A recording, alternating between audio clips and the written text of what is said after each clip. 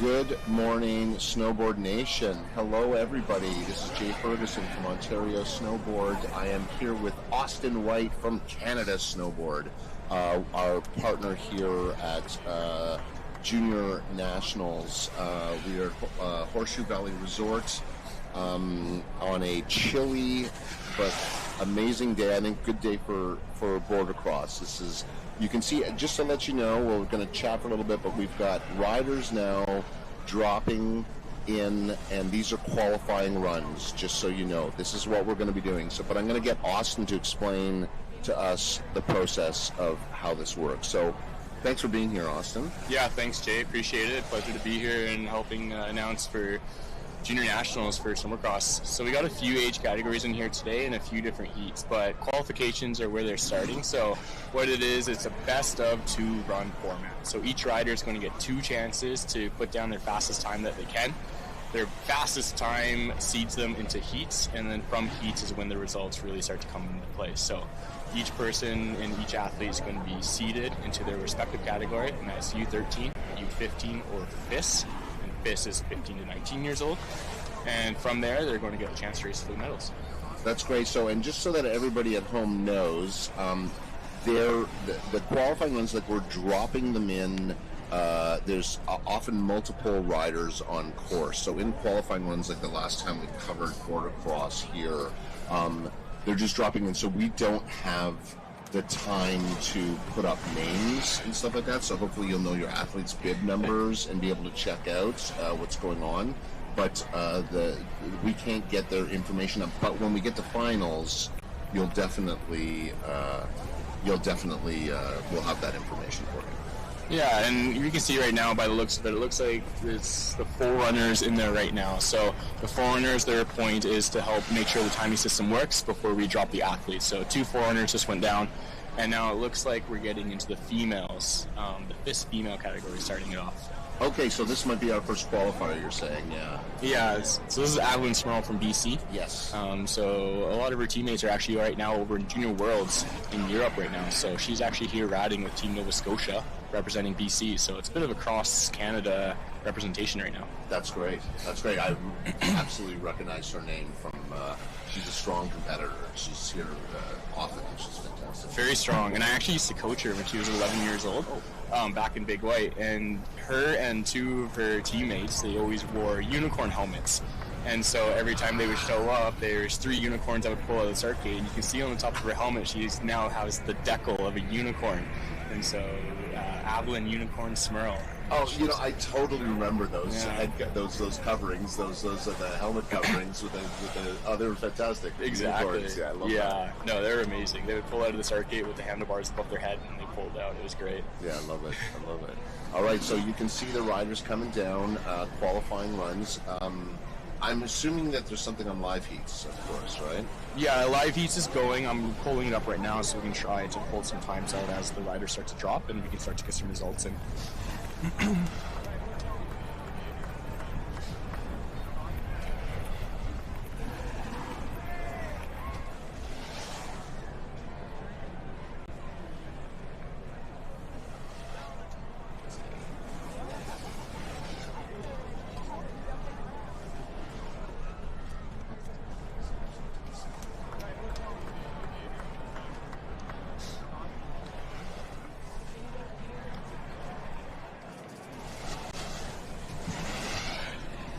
Here we go, and I got some timing up now. So the course is running right now about 42 seconds is their top female qualifier at Stella Paquin, with Avi coming in at 44.99 seconds.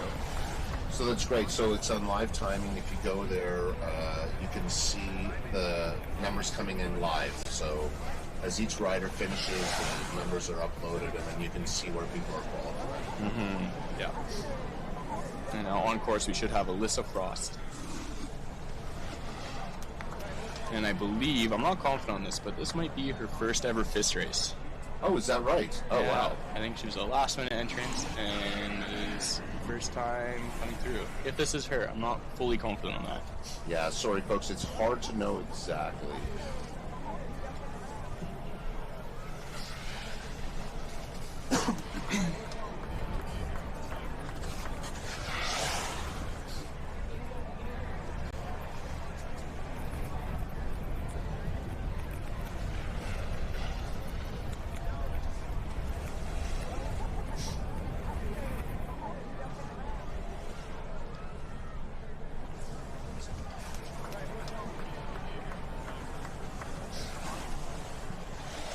All right, as we're watching these qualifying runs, we want to just say thanks to everybody in the chat. We have like this extremely active chat, which is amazing. We love board-across audiences and fans. It's like you guys have got lots to say, and we love it.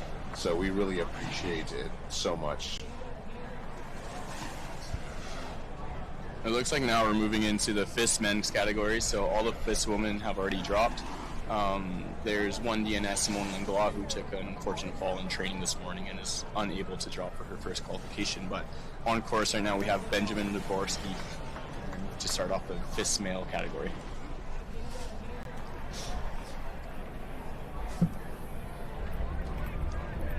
We got hi to Robert from Whistler in the chat. That's your neck of the woods, Austin. That is my neck of the woods. Yeah. Austin, you live, where is it? You live in BC again? Well, I'm Kelowna now, but I just came from the Sea to Sky in Squamish. So. There you go. Yeah. All right. Thanks for checking in with us. We've got an Ellie Boudreau fan in the chat right now. All right, Rosemare, we believe. Where is Rosemare? Let us know where you are, folks, if you can. We love hearing where everybody's watching from. On course, we got Olivier Pedneau from Quebec. And we've got Audrey supporting Elliot. Audrey, thanks for chiming in. Elliot Roberts. All right, so we're going to be keeping a watch on all these folks for you. On course, we got Felix Goudreau. By his name, I'm assuming is also from Quebec. It's hard to tell the jersey right now. Yeah, there's a Quebec jersey in there. Yeah, that's definitely a Quebec uniform.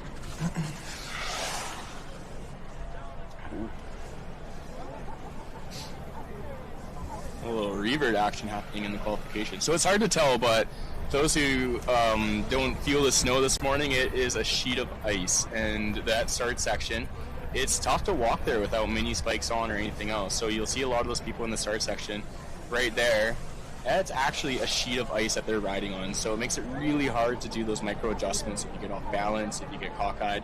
And then also going into that first corner, it's a slow, flat corner, which makes it really tough to put pressure into your snowboard. So you'll see a lot of athletes start to bobble or lose their hips and kind of bend down just to try to keep their balance in that corner, because it's a very difficult corner to do it at that slower speed. It is. The conditions are. It's interesting. The conditions, I would say, are unexpected. It is really cold here. It was cold last night, and it snowed a lot overnight, and it snowed this morning. The snow just stopped recently, like a few minutes ago. But it's like I remember 3 years ago being out doing Junior Nationals Bordercross, and there was literally mostly mud outside the blue lines. So I just feel like I kind of wasn't expecting it, but it's a very cold day out there. It is, and there's also a pretty good wind that hits the top of it. So in the middle of the course, it's a little bit more sheltered. I'm going very deep on that last jump. But yesterday's training, for example, a lot of the athletes were struggling with a bit of a headwind, and now today it's actually a tailwind at the start. So the wind's totally switched directions and pushing some wind drifts into the start section while they're riding too. So it makes some a lot of adversity that these athletes have to overcome to ride this course right now. Yeah, and if you're not from this area, we're in Horseshoe Valley, which is just north of Barrie, about an hour north of Barrie in Ontario, which is a couple of hours north of Toronto, but where a lot of the competitions have been held here, and all along the Georgian Bay area, up in the clubs up there. This has been, I've never quite seen it before, but it has been such a windy winter. Like, it is just, the wind has been fierce and non-stop, and we saw the wind a couple of days ago. We did the half pipe over at Alpine Ski Club, and the wind was just wailing through there. And today, the wind at the top of the hill seems very, very strong.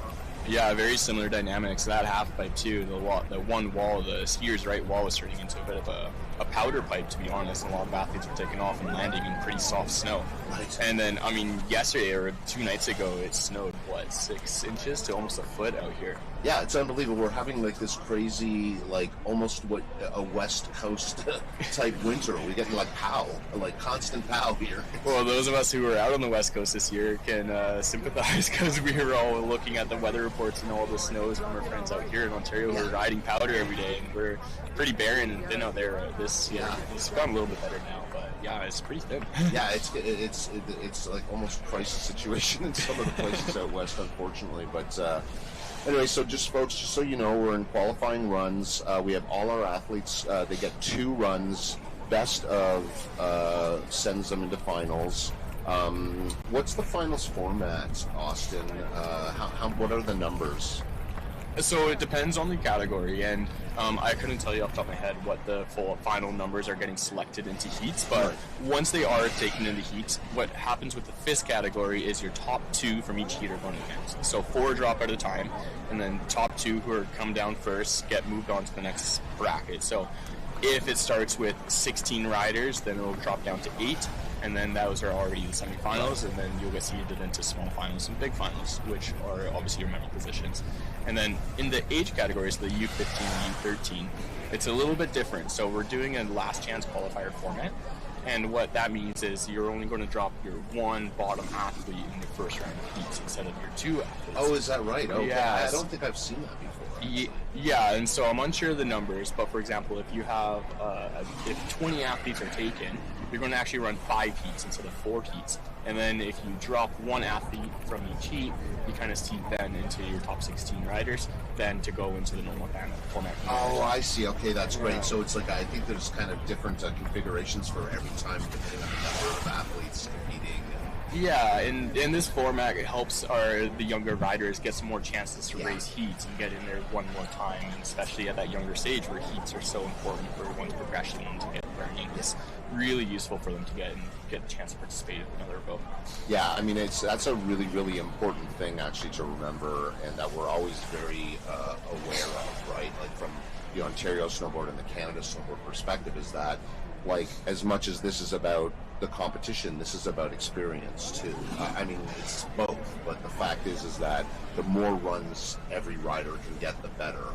You know, when you think about, I've often think about other sports, it's like, you know, the effort and what it takes to put a bordercross course out is like better to get as many runs on it as you can, because you can't go, it's not like swimming.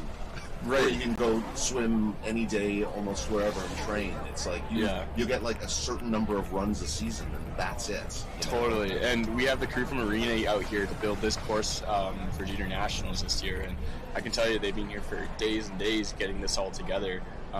And it's no small feat to build a snowboardcross course. You know, even just a simple fact of shaping and raking an start section, you know, the cat can help so much before it's all down to the hand shaping and get those features down. So it's not a small feat to build a snowboardcross course, and one to the level that athletes can compete and train on to like a high technical ability. Those are really hard to come by, not just in Canada, but across the world. These guys are artists. Like, I've watched them work. I really do.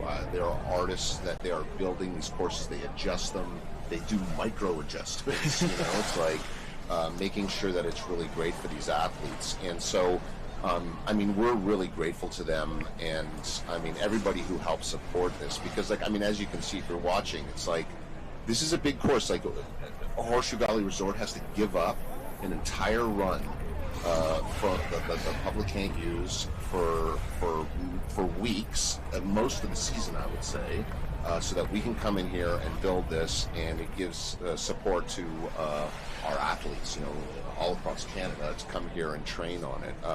I mean, people, you know, I know a lot of bordercross athletes, like they go to Europe to train. Like, it's, you've got to chase the courses sometimes, you know, around the world, and so having this here only helps support, you know, what the athletes and the future of our athletes, which warms my heart for sure, you know. Absolutely. And in the gate we got Owen Weigland, who's from the east coast of Nova Scotia.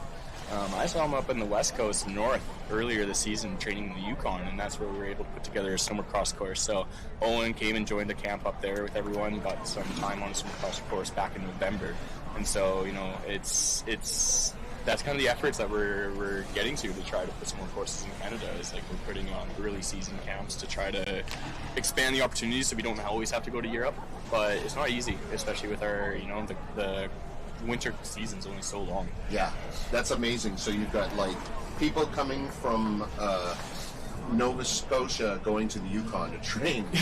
Like that'll give you a sense of some of the devotion out there. You know, that's that's hardcore. I love that. And a good line from Owen too. This corner has been causing a few bumps for some riders from what I've seen, but Owen looked like he did it pretty well over there. Well, you can see the snow is starting to come back. We were expecting it to come in, but it's going to start getting... What happens over the course of the day when you've got snow coming down on the course? Like, how does that affect things? It really depends. What you might tend to see happen is ruts starting to form. So should snow start to blow into those corners, you might start to see a race line forming and almost a mini bank in the corner. It's tough to say here because I imagine a lot of athletes might have unique lines or different lines. You tend to see it a lot more on the kind of NorAm or World Cup circuits where there's typically one sole race line that athletes stick to very well. Here it might be a little bit more all like spread out and distributed amongst the corners. So it's tough to say without really giving it some time to form and see what happens. But you will find athletes might have more difficulty edging in the corners should it be soft. And so when they go to get on edge and pressure the board, it might just actually get away from them. So it means they have to be a lot more centered, a lot more over top their snowboard, and that's really going to separate who has that good carving ability versus those who might still have some work to do. Yeah, I think that one of the things, like, I love hearing you talk about it because it's like one of the things that I love about bordercross athletes is their absolute diversity of skills. You know, like, I think like this sport is so interesting because it's like it takes every snowboarding skill there is in terms of like getting down that course. You know, it's like it's speed, but it's athletic, but it's also acrobatic. You know, it's like it's everything. Totally, and you know that's kind of is really cool, the cross-discipline transfer of skills. You know, you have a lot of these riders, or some of these riders actually freestyle athletes who are trying out snowboardcross, right? And then you know. Some snowboardcross athletes are going and trying alpine, and some alpine athletes are kind of crossing all over. And that's the cool thing about what Ontario Snowboard is able to pull off with this Junior Nationals is they have all the disciplines together in one spot. And you know, you register for one event, but you can do all the events, and they have the structure set out and the schedule set out so that you know you're not just confined to one sport. You can do freestyle, you can do half pipe, you can do snowboardcross, you can do alpine, and it's really cool to see these athletes who take advantage of that and do many of the events in 1 week. Actually, Austin, I'm really glad you brought that up, but it really is a very important point that, so the idea is that, I mean, in the past, Junior Nationals have been, like, spread out across the country, and over the last couple of years, we've brought them here to Horseshoe Valley Resort and Alpine Ski Club for half-pipe, and we brought all these athletes together and all the disciplines together so that we could make it almost like more of a festival-type atmosphere, which is great. And we have a, you know, flag ceremony and a banquet at the end of it and awards, and it's really all the athletes from across the country get to come together. But to your point, which I love, is that it's every single discipline is open to every athlete. Mm-hmm. So if you are a freestyle rider and you want to come out and try cross, you can come out and try it, which is amazing. Yeah, and on course, it looks like we're getting into the age categories now. So this is a U13 female rider. We got Kaylee McDonald on course right now. Kaylee, all right.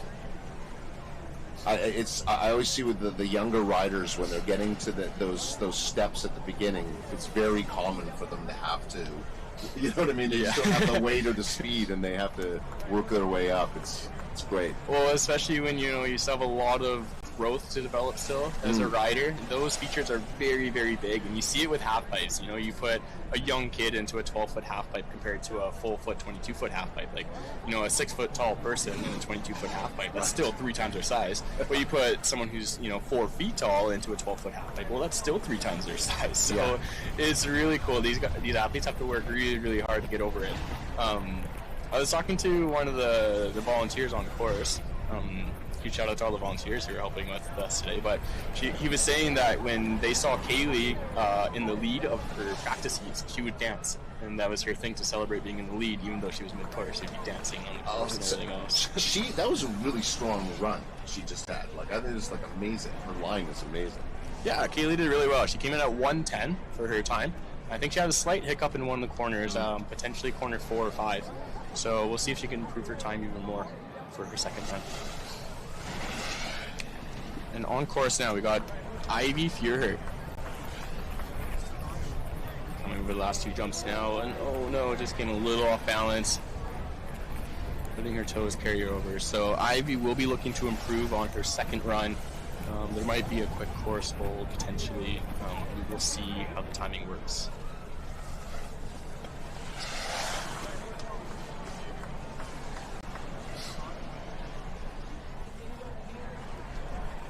Up next is Gabriella Labelle.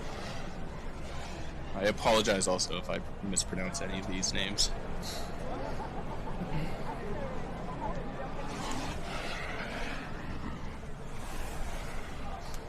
Okay, so it looks like we're about 2/3 of the way through the first run of qualifiers. Yeah, everyone's still in their first run, so we're in the U13 female still. We will still have to get through U13 males as well as U15 females and males still to go before they'll all come back and do their second run. So for Maverick Snowboard Club, we got Blair Mullen on course right now with a nice pink helmet. I often say it's of real value to have something pop on your outfit so that everybody can see and know who you are on course. Well, and there's a team from the States, ISCC, and what they do with their athletes, because everyone starts to wear the same uniform or starts to look similarly at like the NorAm or above level, and they put ribbons around their legs. So some athletes will have a pink ribbon or an orange ribbon or a green ribbon. And so that's when they know when the athlete's engaged. You don't have to look for the outfit or the helmet or the goggles or try to identify who's who. You just look for their leg and the ribbon that's on it.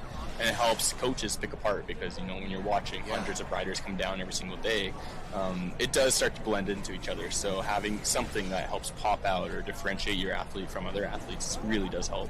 Yeah, it makes sense. And also, like, for coaches, it's like just to even know that your athlete's on course sometimes is hard to know. You know? You'd be surprised at how many athletes I've missed when I was coaching just because I wasn't aware of their my athlete coming down and everything else. And it's I don't want to, I hate to call out coaches, but it is tough to do. And it happens all the time. Your athlete will go through and you're like, oops, there they go. Yeah, no, look, I have a daughter who races, and it's not hard to miss the run because you just happen to turn your head for a second. Well, and it happens so fast. You know, these wraps are taking less than a minute for an athlete to get down. And, you know, you're out here on the race, you're standing there for often upwards of like 30 minutes waiting for an athlete to come back around just for them to be done in a minute. So it is tough as a spectator or coach to be paying attention and be on the entire time. All right, folks, so here we are. We're at Junior Nationals, Border Cross at Horseshoe Valley Resort, and we're in the first qualifying run for all our athletes. I feel like the course seems to be holding up. Like these athletes are, it's fine. Like I feel like I haven't seen much of an issue out there yet. No, not yet. There's one corner that seems to be catching a few people off guard. I gotta count them to see which one it actually is. But it's turns to the right and seems to be a few bobbles in there. So I'm curious to see how that corner is going to hold up throughout the day. But everything else, the course is running well. These athletes are on their second day training this course, and there was a NorAm that happened here last week. So a lot of these FIS riders were here riding and competing on this very similar course last weekend as well. So many of them, this is their upwards of 4 or 5 days on this course now. So they should have it pretty fine-tuned at this point in time. Yeah, you can see there that the snow is coming in.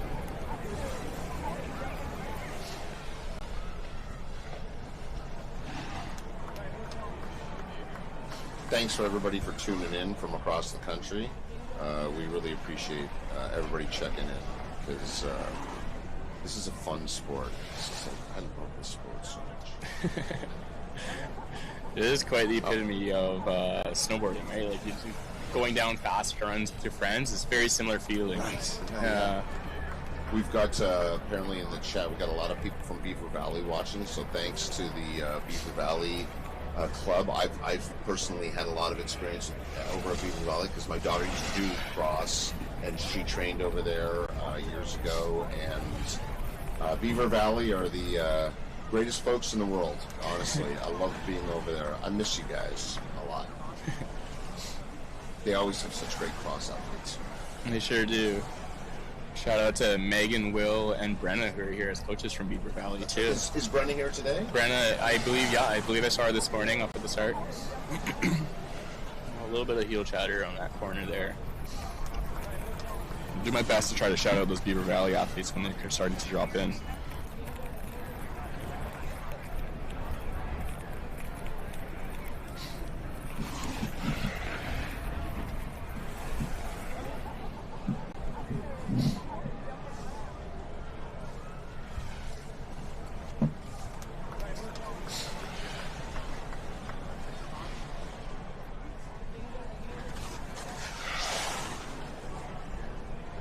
Looks like Fiona Mullen back on course, so there's potential that Fiona ended up getting a rerun when someone in front of her potentially fell. So Fiona Mullen with the U13 females on course, and I'm assuming they might go back to the or might go into the U15 following Fiona.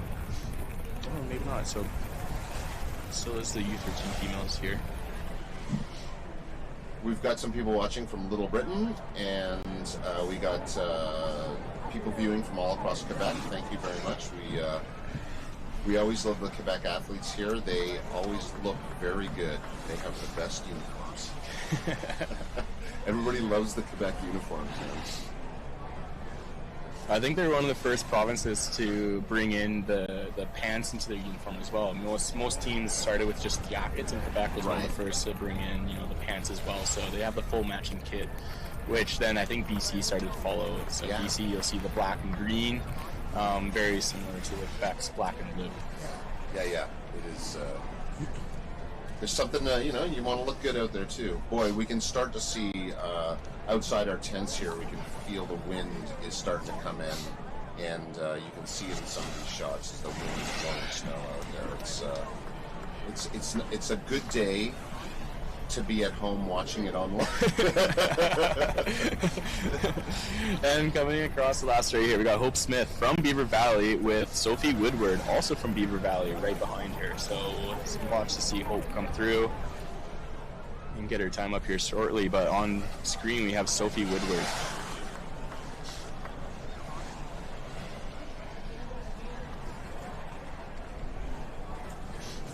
And all right, so we've got a shout out to Hendrik, who has some fans watching in the Netherlands.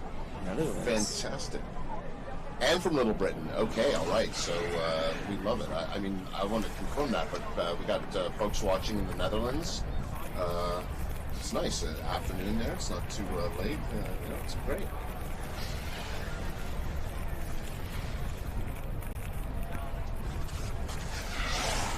A strong finish by Sophie.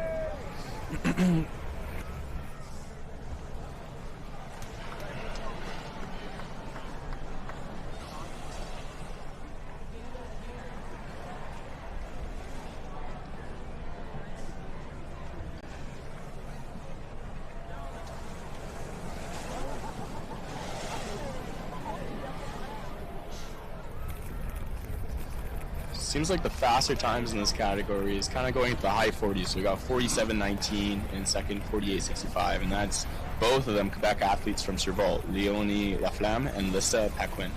So that's interesting because those two times actually are in contention with some of the FIS riders as well. And it's very cool to see that crossover transition between the two categories. Yeah, that's always really exciting. It's like, I remember I've seen athletes come in into NorAm categories and actually have better times sometimes. Which is amazing. So. Well, you'll see there's an instance when from BC there's this athlete, Anthony Shelley, and he went down to the Baker Bank Slalom, and in his age category he ended up winning the overall time and best time of the entire event, and that's with professionals there. Wow. And so you see it all the time where the up and coming Groms or the young riders are still taking over the even the pro times and the competitive times as well, and obviously that translates to snowboardcross as well, and you can really helps you see who's really coming up and who to start keeping your eye on. Well, you know that thing too I love about the sport, and if you just haven't been in an Olympic year and watching the Olympics and watching just all the riders out there who are competing, it's like you could be 17, you can be 40. You know what I mean? I mean, it's like there's guys out there competing and women out there competing who are like just a little bit younger than I am, and it's like what? Like it's incredible, the sport.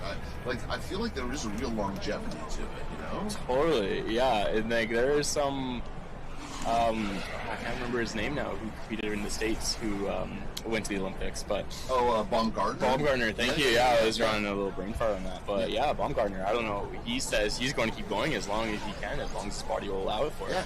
The guy won a gold medal when he was 40 years old. Probably one of the most energetic people I've ever met as well. Yeah. It's crazy. Yeah, so it's like, it's not, I feel like sometimes we think of sport as like a very young person's game, but the thing that I love about snowboarding is just how, like, there just seems to be something. There's a female rider, I can't remember her name, maybe somebody out there can remind me of her name, who was in her 50s doing alpine racing at the Olympics this year. Well, I wouldn't be able to know off the top of my head, unfortunately. Yeah, no. If anybody out there remembers who I'm talking about. Yeah, she's 52. Ooh. Yeah.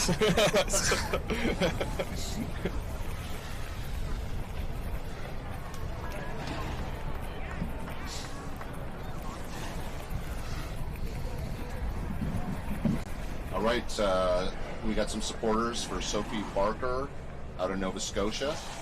Thanks for checking in from Nova Scotia.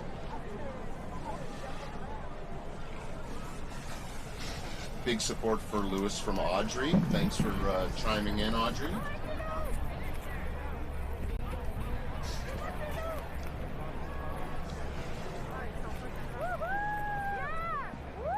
Jeremiah from Nova Scotia. Some more fans from Nova Scotia. We got a lot of people in Nova Scotia watching today, which is fantastic.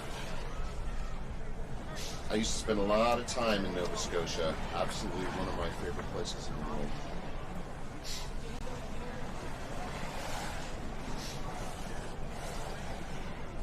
Nova Scotia itself has put a few athletes on the Olympic teams in the last few years.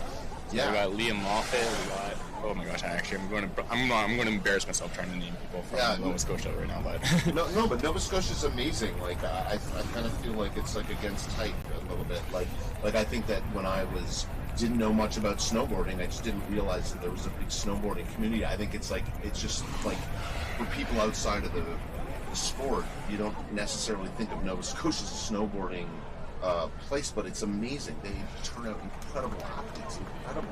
Like I've been watching Nova Scotia alpine athletes in the last couple of days over in Val St. Thomas World Cup. It's amazing. I love that. Absolutely. I think we're going to see a bunch of them in the Alpine Junior Nationals as well in the next couple of days. So on the slope next to us, we'll have Alpine racings and PGS going on. Yeah. And I believe we'll see a lot of those Nova Scotia athletes out in the field, and we'll see how they do with the Alpine boards on as well as their Snowboardcross boards.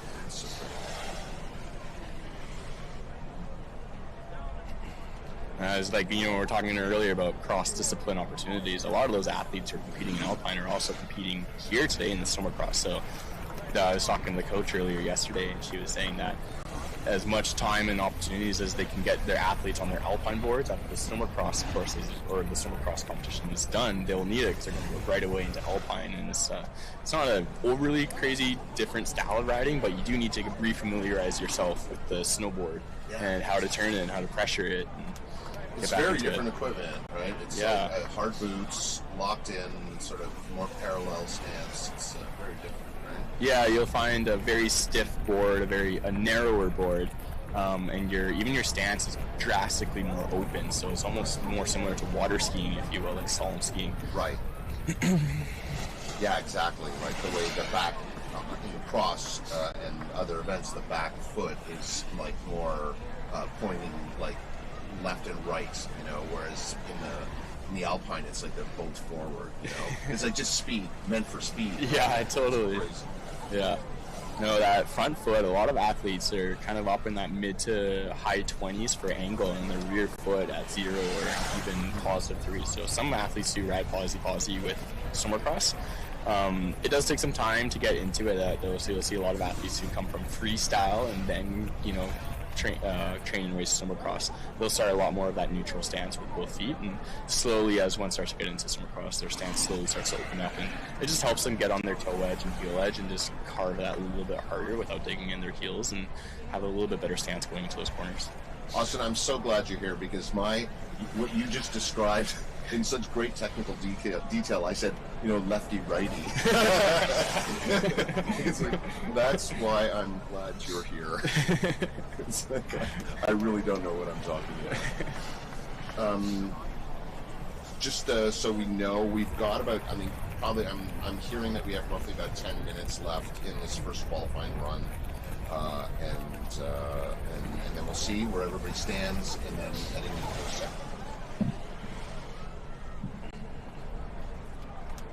Currently at the top of the leaderboard for the U15 is Ava Groskopf at 43 seconds. So that's almost 3 seconds faster than the second U15 athlete, Kayla Taylor from Caledon. So quite a lead from Ava going into her second run. So she'll be quite comfortable as she drops in for her second qualifying run, seeing if she could still improve on that as best she can. But so far, a really good time from Ava. You can see there, especially on this camera angle here, like you can see the flags, you can see the snow blowing sideways. It's a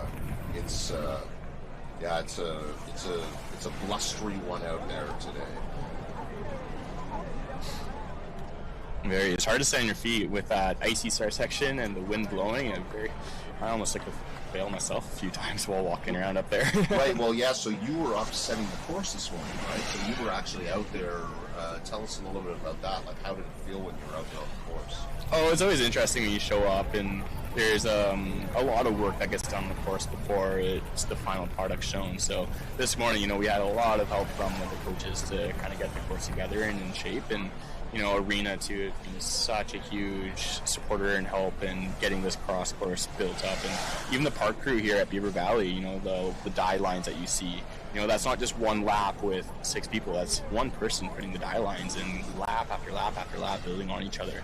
All those gates and panels are set in by coaches every single morning and taken out every single night so that the cat could get in there.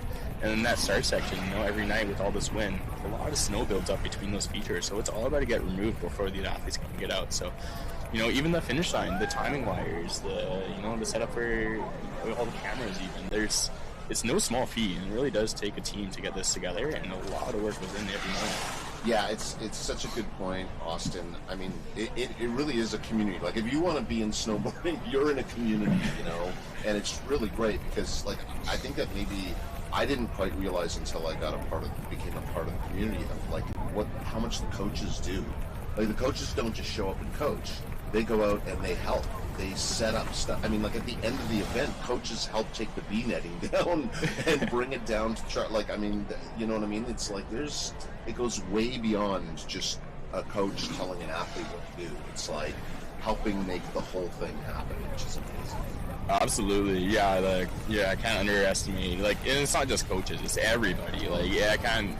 I can't emphasize how much work everybody puts in so many areas. And it's not like your coach; you're just coaching your athletes. It's like your coach, you're setting, you're helping your athletes excel. And a lot of the times, this is actually strategic though for a coach to come out and help set, because if they know their athlete can carve on a certain corner a little bit better than other athletes can, they might change the set around to favor their athletes. So oftentimes, it's actually a home advantage to have the coach set in the mornings.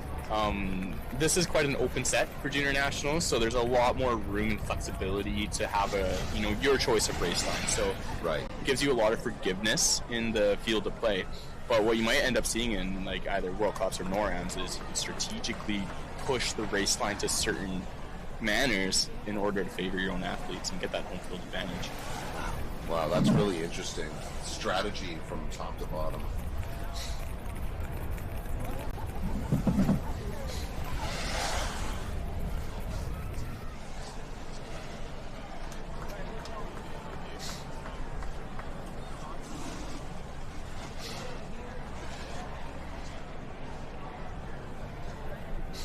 So on course now, we got Davis Carrier from Castle Snowboard Club.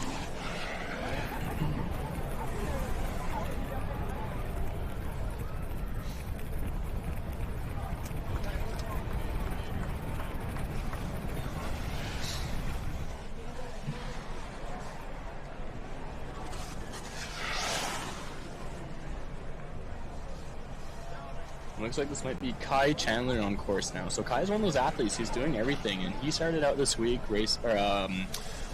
riding half-pipe at Alpine Ski Club. He's doing snowboardcross, he's doing slopestyle, he's doing big air, he's doing the rail jam. I don't know if there's an event that Kai isn't doing during Junior Nationals. So great. Yeah, I can't help but think that each discipline helps you in the other discipline.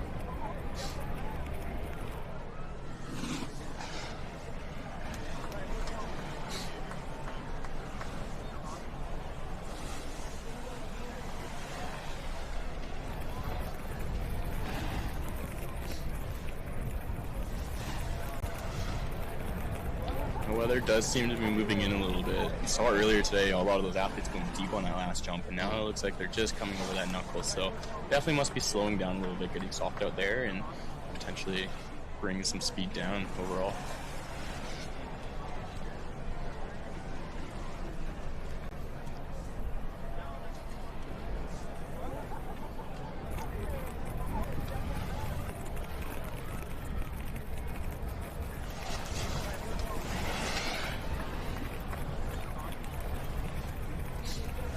All right, so folks, we're getting down to the end of the first qualifying run here today at the 2026 Ontario Snowboard. Sorry, I got people screaming in my ear. I got totally distracted there. But the 2026 Junior National Border-Cross event here at Horseshoe Valley Resort. It's a blustery day, and but it's. I feel like it's good. The athletes are getting down there. They look confident. So I don't know. It's blustery, but they seem to be making the best of it. Thanks to our sponsors, of course, Canada Snowboard, the Government of Canada, the Government of Ontario, Horseshoe Valley Resort. I mean, we obviously couldn't do it without all that support. And Ontario Snowboard as well. Huge thank you to Ontario Snowboard for everything. Yeah, I always forget Ontario Snowboard because I'm part of the organization, so being too humble. Yeah, no, this really couldn't happen without Ontario Snowboard.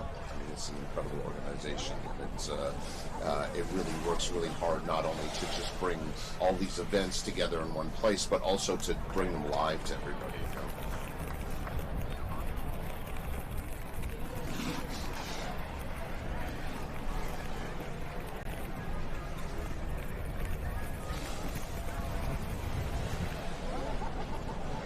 That's scary for me to watch those athletes jump over the finish line, because I'm just thinking, what if you miss the wand? Like, yeah. You don't want to jump over that laser and have that time knocked out. Yeah. Oh my gosh. So you can see that wind and snow up top, making it really difficult for those athletes to stay focused and get into the race lines that they need to. Yeah, it is. It's something out there. You can see it from this angle. That was a very good capture of how soft it is in some of those corners.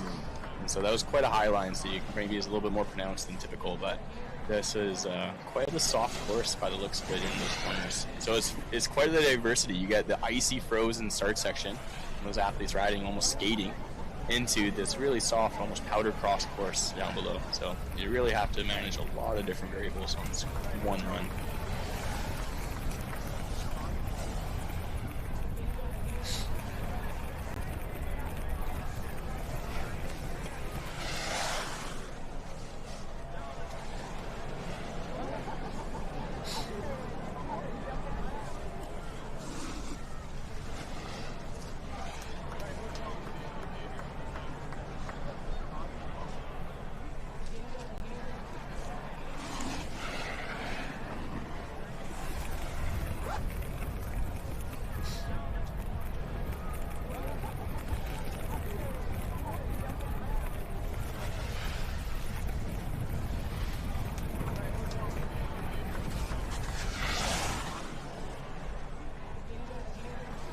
It looks like we're going back to Avalon Smurl, so it seems like everyone's already done their first lap, and now we're about to restart with the FIS female athletes. So Avalon, the unicorn, back in the gate.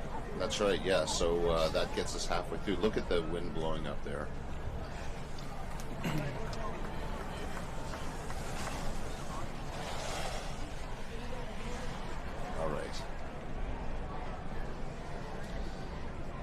All right, right, so that's the beginning. This is the second run of qualifiers. Boy, like, when you think about how different the course was looking when Avalon was on before, right? Like, it'll be interesting to see how different her times are. Yeah, Adelaide's a strong athlete, though. She's been doing this for a long time. She was actually following a lot of the FIS events before she could even compete in FIS, just to forerun. So she was traveling across Canada to forerun and get onto courses and exposure into the race environment.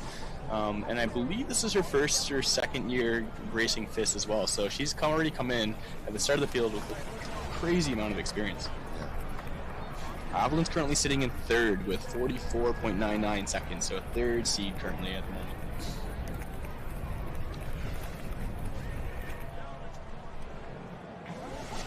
All right, there's an example of a Quebec uniform in the gates.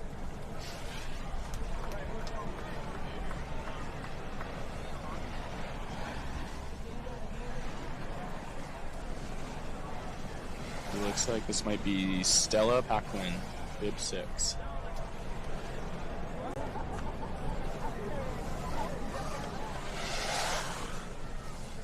So Avalon has got times in. Avalon improving on her first run by 3 seconds. So wow! Oh, that's amazing. I kind of wasn't expecting that. I mean, I did misread that. I will lie. I did just misread that. Sorry. Okay. So it is running slower right now on that second run. I'm sorry. I apologize for any confusion. See, I am the snowboarding expert.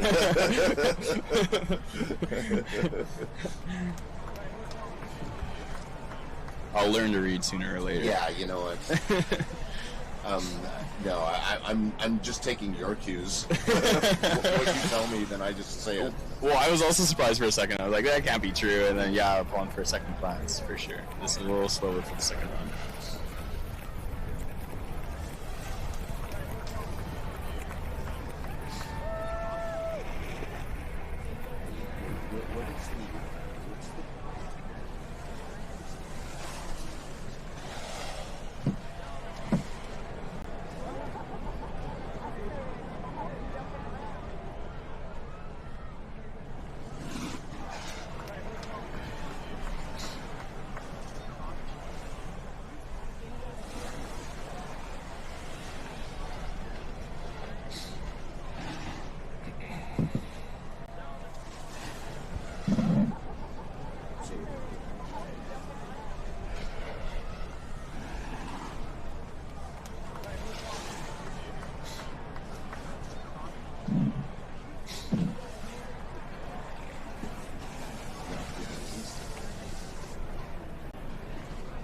So we're soon going to finish up the FIS female qualifying runs, their second run. I don't think anybody has improved on their second run compared to the first.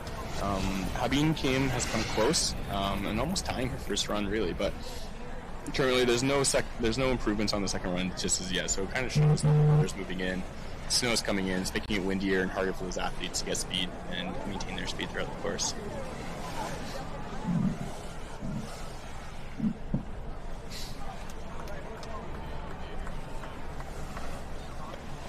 Alyssa Frost also matching or almost matching her time. Her first run 54.73 and her second run 54.76.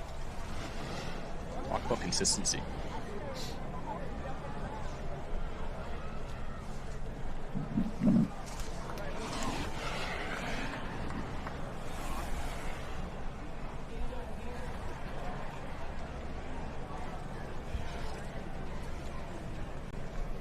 Okay, so we are underway with the FIS male category, their second run coming through.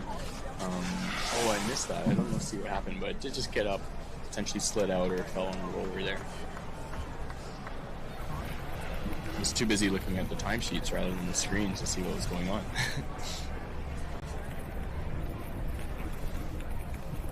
So I believe that will be, well, I'm not sure, I'm not going to try to call it the name that is 70s. So that's Benjamin Lubarski.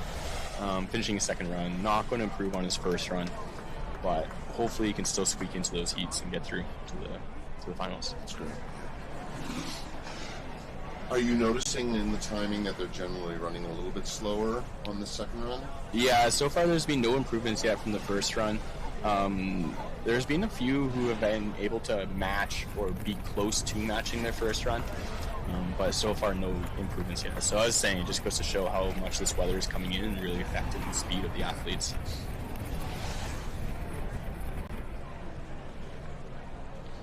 So that goes from the old Quebec uniform to the new Quebec uniforms. Now we're into blue and white. A little more of the recent uniform changes of those Quebec athletes.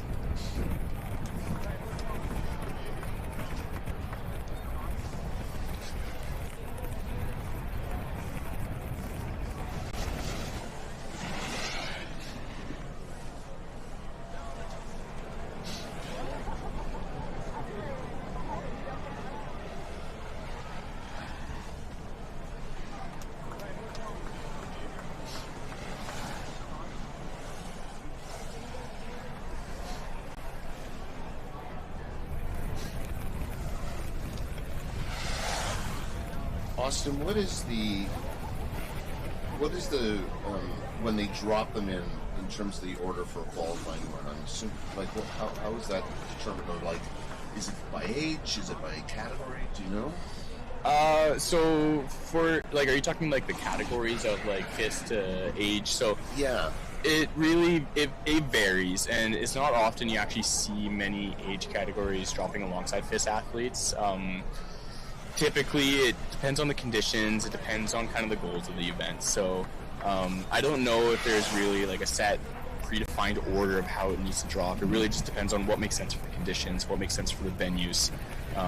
When they see athletes into the qualifications, typically they either will use their rank, so their FIS points will determine the rank, which then determines the order of which they drop.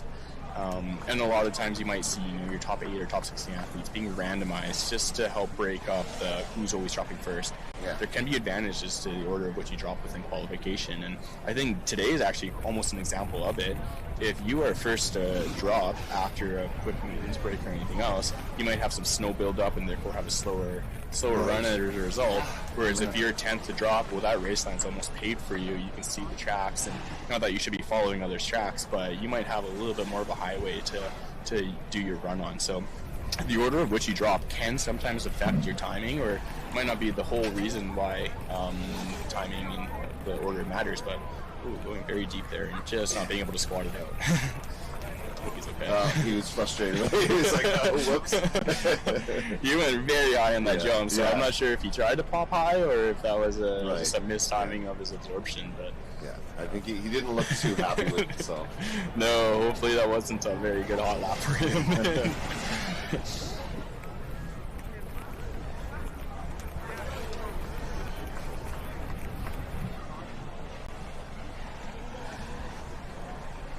So I still don't see any athletes who have used, actually, except for Felix Goudreau. He has improved on his second lap.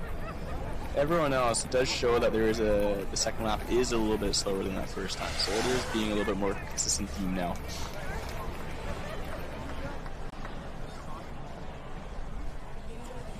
It's crazy how fast the conditions can change, and this is just one lap to the next, and it's not like there's a long wait time between your first lap and your second lap.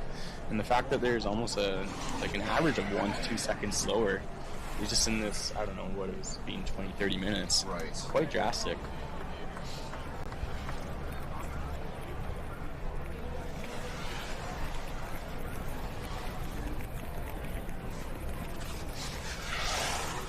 Ben Swain coming across the line.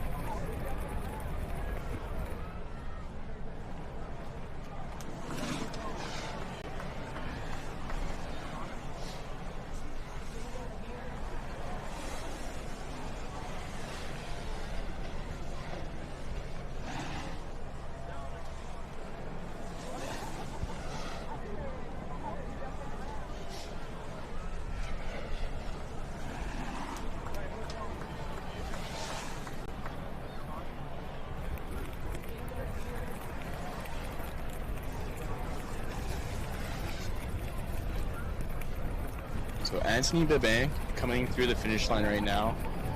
Looks like he was able to get across that line before that slight little hiccup, but we actually have a Korean athlete on course right now, Yevon Kim. So there's actually a few Korean athletes who are here across a few of the categories.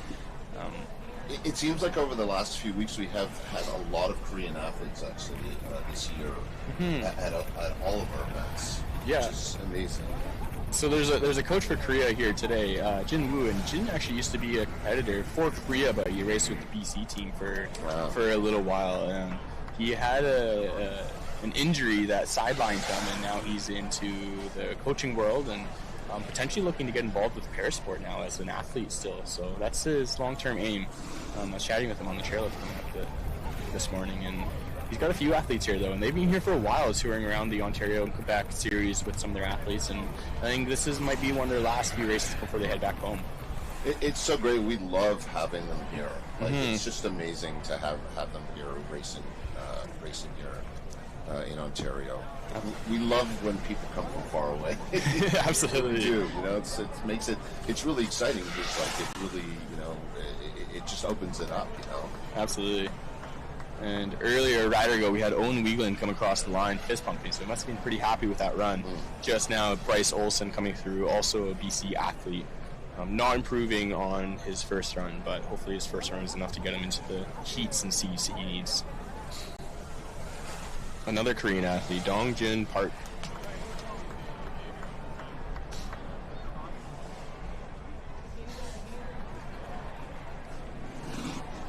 Fortunately going down, must say some slough. But back up and looking fine.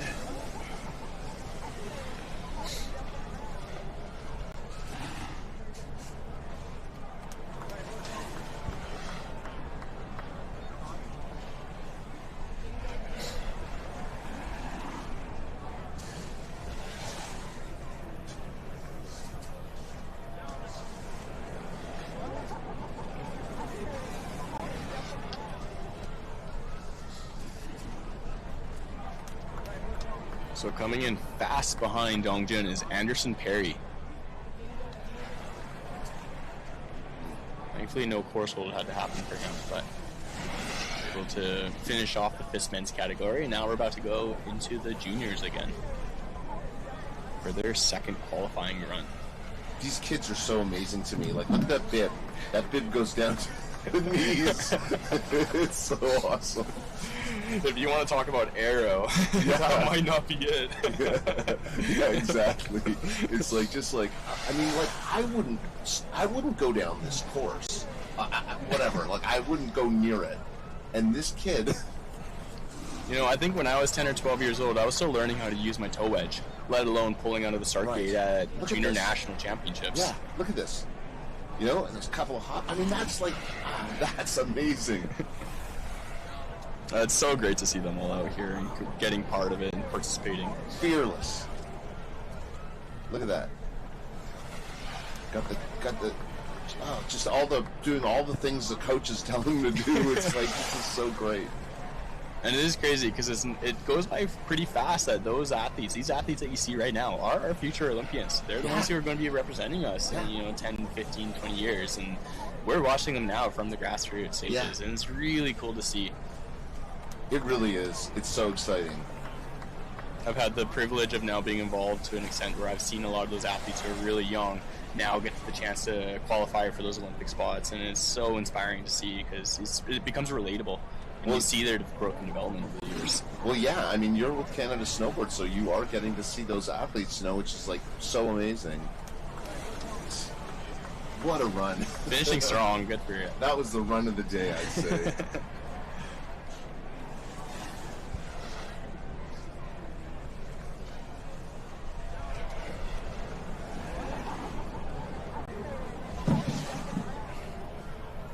So if I have this right, we're in our U13 female. So that was Kaylee McDonald that came through. And on course now, Ivy Fearherd, finishing that last finish line.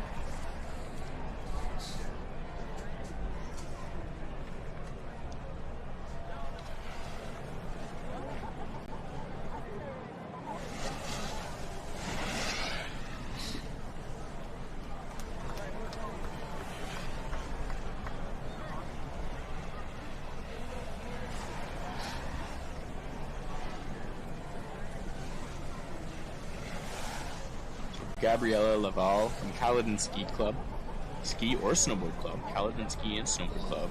Let's start to throw that in. No, Alpine Ski Club. They're coaches and athletes from that ski resort are doing a movement where we're trying to rebrand as Alpine Snowboard Club. Too long has it been Alpine Ski Club? Yeah. Well, you know what's amazing is that club in particular has is turning out a lot of incredible alpine snowboard racers. I mean, at the Olympics, you know, Ben Heldman was at the Olympics for Canada this year. It's like, yeah, it's so. I think snowboard definitely deserves to be a little bit more recognized, you know, because what the work they're doing for snowboarding is actually incredible.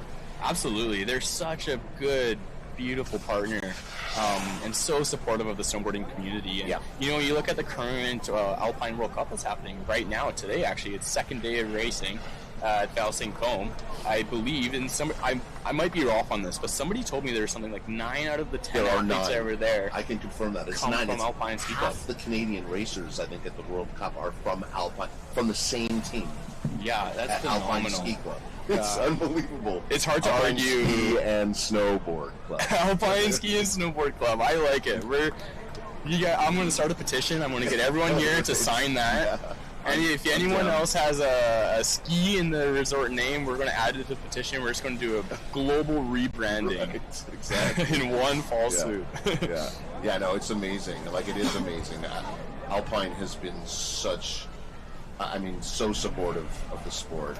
I mean, even to the fact that they have the only competitive half-pipe course east of Calgary. Like, if you're out here and you want to train, it's the only place you can train. Yeah, and Alpine's been very supportive as well with the half pipe that they've been putting on and letting us come and use it. Yeah. So, you know, we've been able over the last 4 or 5 weeks have weekly programming in that half pipe where we've actually prepared a lot of athletes to come and compete in junior nationals. And, you know, there's not many opportunities to ride half pipe in Canada in the first place. Right. But now we've been able to kind of get this half pipe going consistently. I think it's just almost second or third year going now, if I recall. And we've seen that growth in the junior nationals attendance as a result. I think our first year we had 7 athletes, and now as of this year we had 24 or mid-20s athletes participating in junior nationals halfpipe. So you can see the growth happen. Yeah, it's like, and it doesn't take long. It's like a year or two, and suddenly numbers just start growing, right? Like, it's like if you build it, they will come. Absolutely, you can see it too with Beaver Valley putting on their pipe this year as well, and hosting a pipe jam day on February 21st this year. So Big White's putting a 12-foot pipe up as well, and you start to see it more and more places start to have those mini pipes to get kids and adults and families into the sport. And it can be really intimidating to drop in for your first half pipe in a 22-foot, usually icy slope half pipe. So it is really cool and welcoming to see these resorts start to participate. Yeah, it's so good. Oh, it looks a little disappointment there.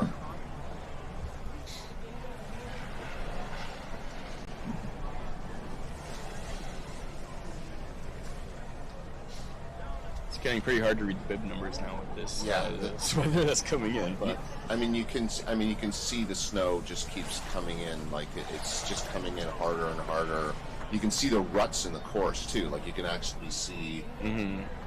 Yeah, and so that's from everyone who's taking that single line, or the race line, and all it does is just pushes snow into the one spot. And actually, funny enough, that's how you build a really good bank slalom course. Is you just set gates, and you just get 100 people to ride through it 10 times, and all of a sudden you have a bank slalom course. And that's what happens at Sunshine Village every year. Is they get all the ski clubs and the instructors and their participants to go through and build a bank slalom course just by riding it and pushing the snow up with their boards. Well, you know that in 4 days from now, I think at the end of the Junior Nationals, this course that we're on here, this Snowboardcross course, will be modified into a bank slalom course, and then it's just like the last day.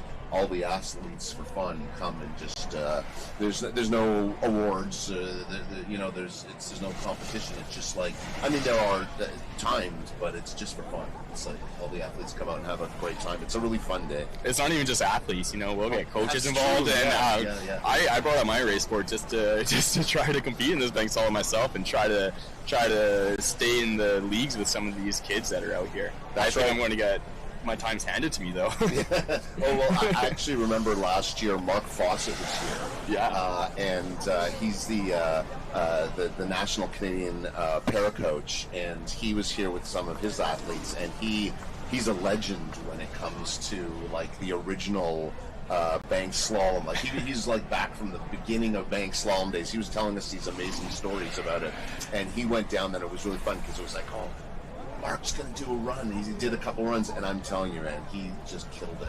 He still has it. It's so fast. Yeah, he is a very technically sound rider. It's hard to compete with him, to be honest. And every time you see his name on the start list, you always do have to have some not hesitation, but you have to be humble. I'm telling you, it him. Was fun to watch a legend. And he came in here. He talked with me a bunch. He's a very gracious and amazing person. He's someone, if you get him talking and you get to hear some of the stories out of his mouth, he has some phenomenal experiences in the world of snowboarding. Yeah. And not just para, but everything, you know. And, you know, he's worked a lot with all the national team athletes, just helping learn how to carve and get really technically sound into, you know, even the freestyle athletes, they work with Mark Fawcett to learn how to carve. And that kind of goes back to the cross-discipline importance of being able to know how to do every single discipline.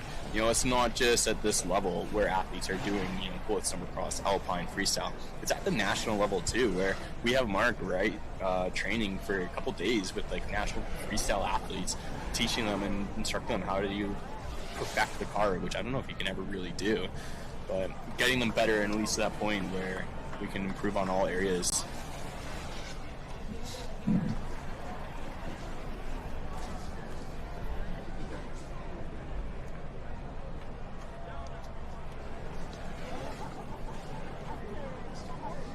So I believe this might be Roy Jensen from Beaver Valley Ski Club coming through the line, hoping to improve on his first run, but it looks like he might be just over.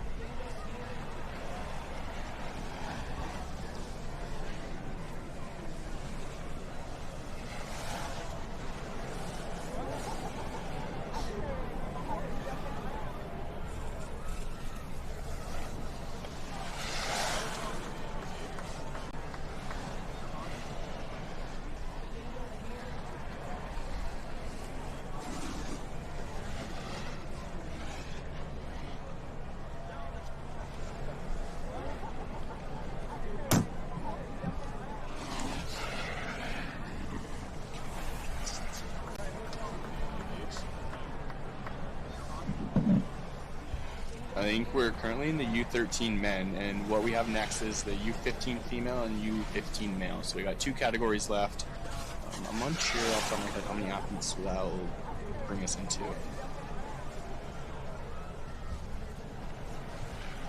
I assume that must mean I think we're getting close to the end of the second qualifying run. So what will happen is that after the second qualifying run, the numbers, what has to happen is that then all the qualifying riders have to be put into brackets. So we take about an hour break, sort of like a lunch break, and then we have to make sure that everything's put into the proper brackets and that everything is tickety-boo so that we get it right. We like double, triple, quadruple check it to make sure it's absolutely certain and that there's no issues, and then we come back about an hour later and we run the heats. Yeah, exactly. So we'll place all the riders based on their time into heats. So the idea with that is that we're trying to avoid having the fastest riders compete with each other in the first bracket. Right. So you'll separate out the fastest qualifying seed with the second fastest qualifying seed, and you'll put them into opposite ends of the brackets, and then you kind of distribute people based on their times into the heat. So the idea is to make it as fair as possible based on the time trials, which is why time trials are so important. Not only can it, can you lose your place in the race if you don't qualify, but even if you do qualify, having a fast time is still important because then it dictates who you race against. And the faster your time, the more likely you are to be set up with a better, favorable heat. Right, and then you also get to start, you have the red bib, right, too, and there's all that the whole, about picking your spots in the start gates and finding those positions that can be favorable on some courses. Absolutely. So when each heat, the fastest qualifiers, they get to choose their gate first, and especially in a course like this where there's a really tight first corner, the gate choice is so important. Yeah. And so typically you'll see athletes like to gravitate towards the middle two gates, and then favoring the inside gate of the first corner. So this course itself, it's a right-hander, it's relatively flat, so I suspect we'll see a lot of athletes picking that middle right, or if you go from left to right, 1, 2, 3, 4 is how you would number the gates. And so that third gate choice will be probably one of the top picks in my thoughts, but you will see. I'm excited to see what athletes like to choose and where athletes start to line up. I think that when we were here last for the NorAm, we did notice that it was like red bib was always in the exact same spot. Yeah. It was like everybody was picking the exact same spot, and it seemed to do, it was the right choice. Absolutely. You want that inside line, and that really helps you with that first corner, get the whole shot out of it.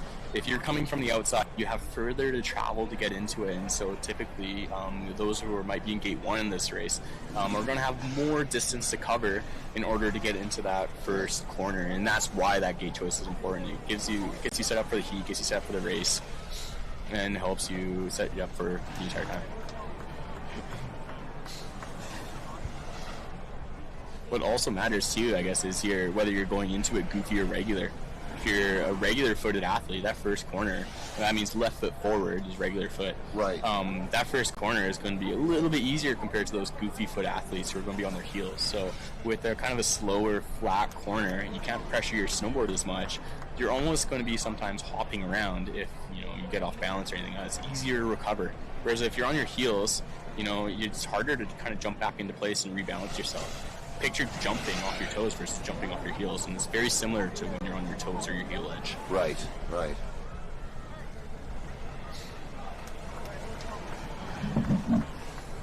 In your experience, what is the percentage of goofy versus regular footed riders? Oh, I wouldn't even be able to tell you, unfortunately. I'm just curious. Is it 50-50 or is... I would suspect it's probably around 50-50, and maybe that's not historically, because historically the snowboards were just regular footed, and that's right. And I mean, if anyone watched the Olympics at any point in time, you'll hear Craig Morris talking about why goofy even came to be turns and came to be labeled goofy. Right. Because everyone started regular foot, and when you're surfing or snowboarding, regular foot was just the regular way of doing it. And then when the cartoon Goofy was drawn surfing, he had his right foot forward, which was a goofy way of doing it. So that's how the term goofy came to be, the right foot forward. So I would suspect historically there might have been more regular footed riders as a result of that. Right. But today's time, I would suspect it's probably more 50-50. Right. It's similar to when you bike and you're coasting on your bike. Which foot forward do you have coasting on your bike? It's the very similar feeling, and it almost feels unnatural. And if you want to see what it's like to ride switch on a snowboard, if you've never really snowboarded, just try biking with your opposite foot forward. It's a very similar feeling. I'm going to try that. I like that. All right, so we're getting down to the end here, folks, I would say. We don't know exactly how many more riders there are. Get a sense. We're sort of looking through live timing right now, but because they're dropping in fast and furious, because we're trying to get through the day, we have a lot of athletes, so we need to kind of get these qualifiers done so we can get to finals. So, but yeah, it's we'd be getting down to the end of the second qualifying run, then we'll be taking a bit of time, an hour or so, and then back to finals. Yeah, I expect we have anywhere from 5 to 10 athletes left. Okay, yeah. Based on my very rough estimations watching live timing. We're going to hold you to it. And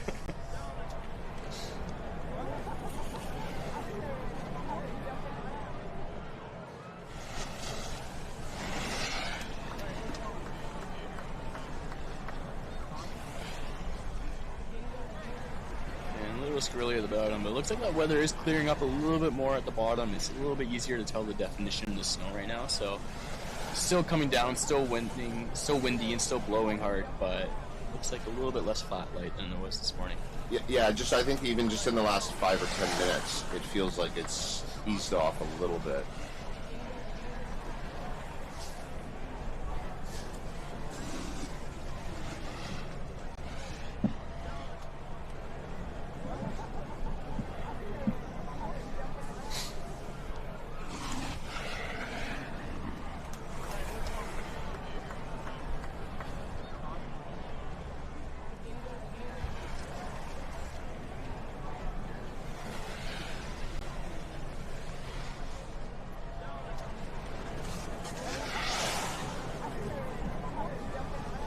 Okay, the word is that we've got about 5 minutes left in qualies here, so that would be.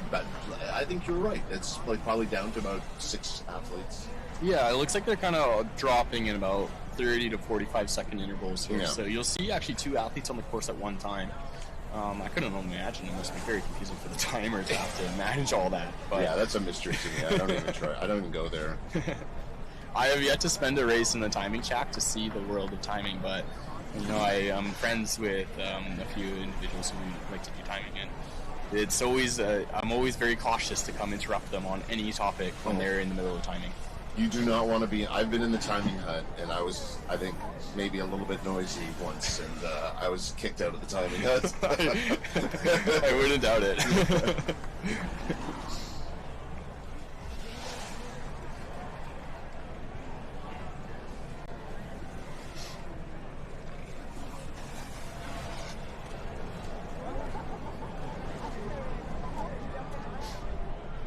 You know, as I said, like, and as you can see, it's pretty blustery and cold out there, and I'm just like so appreciative to all the volunteers and all the people working to make this happen. There's a lot of people standing on the top of that windy, frozen mountain to make this happen, and all our camera operators out there braving it. It's like it's really, really. I don't know. It's such a great community, and I just want to thank everybody so much for taking the time to do it. Because obviously, you know, we need a certain number of volunteers, like for safety reasons, for all the reasons. And anyways, so thank you to everybody. These events would not happen without the support of volunteers, and I think that's something as an athlete I never really appreciated to the extent I should have. Right. And now working kind of a little bit more behind the scenes, understanding how operations works, it's mind-boggling the extent that volunteers make a difference. And a lot of these individuals have been out on here since the start of training, so that's almost 2-3 hours now. They've been standing in that same spot, making sure that the athletes are safe. So what they're doing out there, for anyone who doesn't know, is they're called course marshals. And if there's an athlete that goes down in their section or slides out, or maybe takes out a gate flag or B-net that might be important to the safety of the race, their job is to inform the start section immediately so that they can start the stop, and then they can wave their flag for any athletes who might be out there currently or already on course to inform them there might be a danger ahead, and stop them in time before they were to wreck or create carnage or hit anything on course. So they're there for the safety of our athletes, and without them we would not be able to host this event, period. So huge appreciation to all the parents, all the family members, the community supporters who are out here course marshalling and volunteering in any form on course today.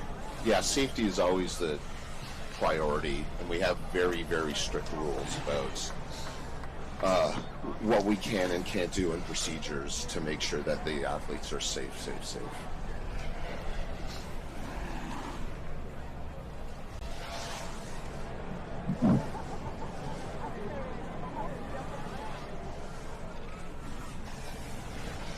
And on my list, looks like we're coming near the end of the second round qualification. I'm not sure who quite is going to be left, but I do know that Maritime Gibbers Snowboard Club, looks like they might be on course right now. I believe I just saw bib 83, Blake Zoo Zoo Blake, apologies.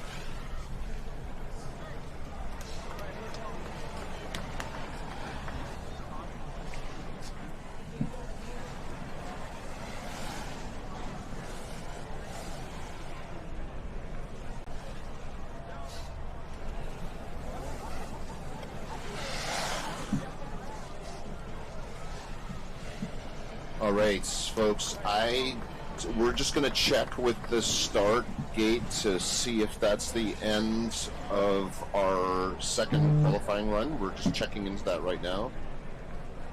All right, so I got the official word. That is the end of our qualifying round. So we're here at Horseshoe Valley Resort. I'm with Austin White. Thank you, Austin. It has been amazing to have you here. You know so much about this sport and snowboarding. I have no real knowledge other than I can tell you who's going down the hill. But I really appreciate having you here. It's so helpful. And so folks at home, we are going to take a break for about an hour. Athletes will go and have lunch probably, and then we'll be back with finals. So we'll see you in about an hour. That sounds great. And if anyone's curious on the timing, you can look at live timing online. So just Google live timing 2026 Junior Nationals, and links will pop up. You can find the snowboardcross categories, and you can kind of see where everyone's sitting as they're about to get dropped or out. They're about to get tabulated into the heats for this afternoon. Okay, great. We'll see everybody in an hour. Thanks for joining in.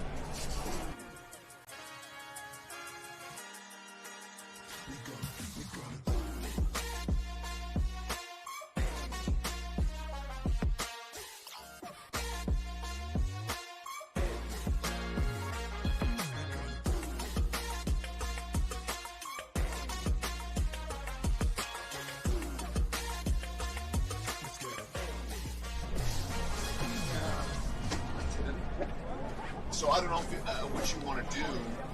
If you want to, like, do you want to go in for a bit and then come back, or like, yeah. No, I think.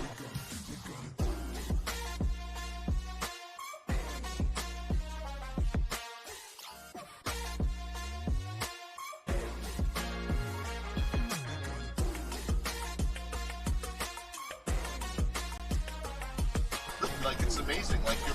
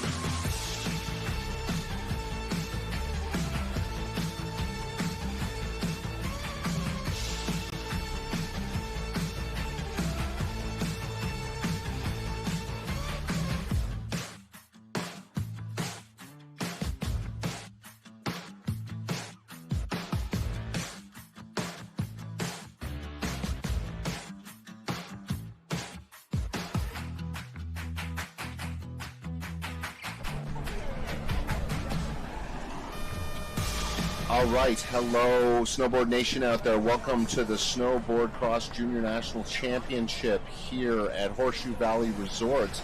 Hope that you were in earlier for us for the qualifiers. We are now, I'm Jay Ferguson, I'm with Ontario Snowboard. I'm with Austin White from Canada Snowboard. Austin, thanks for coming back. Pleasure to be here. Yeah, it's been really great having you. Actually, this morning was a lot of fun because you know so much more about what those athletes are doing out there compared to what I do. So I really appreciate it. But just to let folks know, this afternoon we're into our finals now. So after the qualifier, well, maybe you can take us through, Austin, like where we're at in the kind of the process. Yeah, absolutely. So this morning the athletes had about an hour worth of training. It's 2 run training, so they got 2 laps to get through, warm up, get used to the course set because it changes every single day. They then went into qualifications where each athlete dropped individually. They put down their best time, and their best time of the 2 runs ranked them into the heats. So they just finished a slip through and get their snow off during this little break, and now we're about to start getting them into heats, and they're going to race against each other now at the same time on course. And the format now is best person, fastest person takes it on each heat, and they continue to move on while the other ones are going to be done for the day. All right. Well, look at that's great. So we've got our 4 runners on course, which is great. Obviously, the 4 runners are in there to make sure that the timing system is working and that everything is tickety-boo. And it's also an opportunity for an athlete who's not competing to actually be on the course, you know. Absolutely. You'll see a lot of times in NorAms or World Cups where you'll have athletes who aren't quite in competition or competing alongside the current athletes, but they're there to get the exposure, the experience of the event. So for runners, it's a chance for them to train, to compete, and be exposed to what the event has to offer before they actually come and race it as athletes. Yeah, so check us out. If you check our social medias at Ontario Snowboard, we always keep you up to date with what's going on. And thanks to all our sponsors. Thanks to Canada Snowboard. Thanks to the Government of Canada, the Government of Ontario, who make this all possible. We are getting ready for our first race, which is going to be the female U13. How many heats how many riders do we have? Well, I'll try to keep you up on this, but we are starting with our U13 females. Yeah, it's tough to say how total number of athletes right now, but it looks like there's 4 heats of the U13 females. Right. And then it looks like we'll go into the U15s afterwards, and followed by FIS to finish off. And then how it's going to work is once everyone's done their first round of brackets, we'll come back through and we'll continue along the brackets. So if it's quarters right now, the next round will be semis. So the athletes who move on from this heat will come back and race again. Right.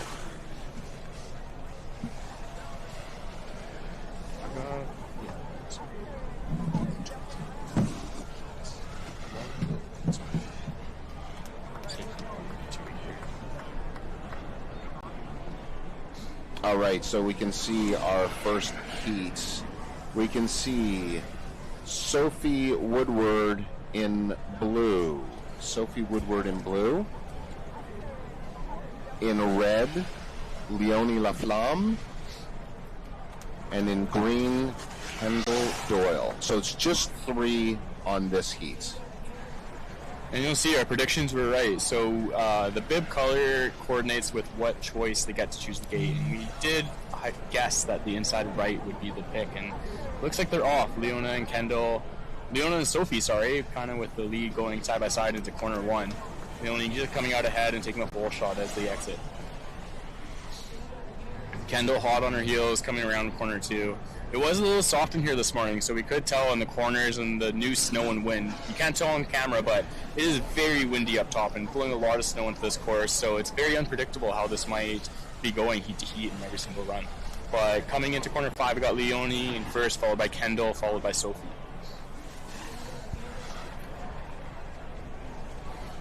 And as they come out to the final straight, Leonie's taking this heat away, so Kendall going big on that jump.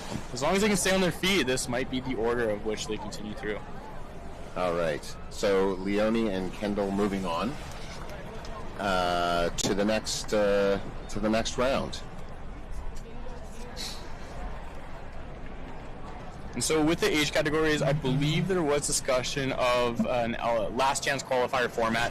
I'm not confident on which riders will specifically move through each one, but I do suggest following along with live heats if you are curious and want updated heats and tabulations. There will be heats getting posted there as the riders either move through or don't move through, and you can kind of see who's going to be coming up in case you're looking out for anyone in particular. All right, so we can see the next heat of athletes. You can see that's Kaylee McDonald getting some coaching right there.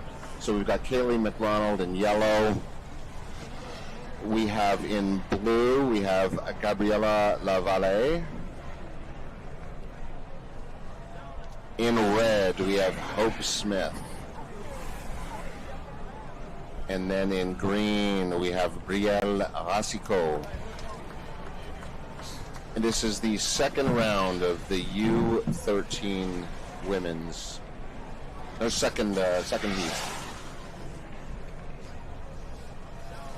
So like Hope and Brielle off to a strong start going side by side, and Brielle might have that inside line and might be able to come out first, which she does. Gets the whole shot going into corner 2 with Hope's hot on her heels.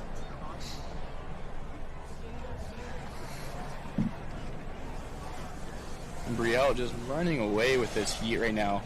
Hope in second. As long as these two riders can stay on their feet, it looks like they have a very good chance of continuing to move on. It's just a matter of how they can adapt to the rest of this course and the changes that the snow and wind might have brought after lunch.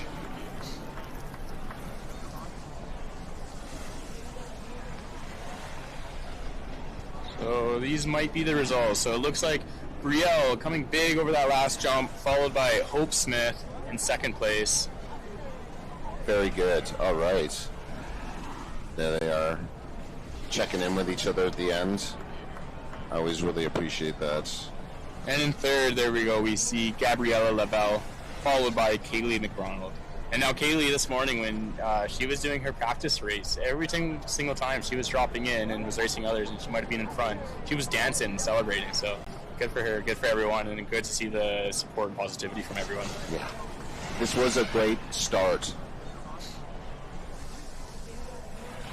So anyone who is also just turning in, that first corner, that's a very difficult corner. You're going in relatively slow.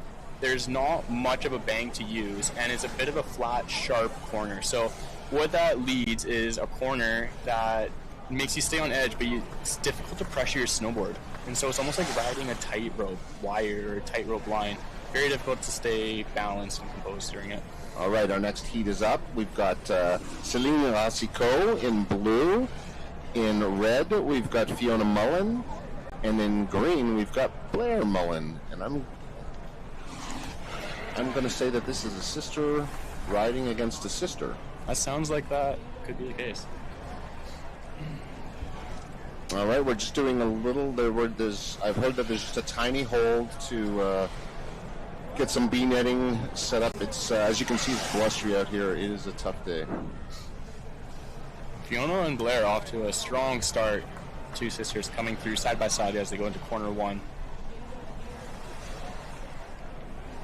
Fiona does end up taking the whole shot in and taking the lead as they go into corner 2 and beyond.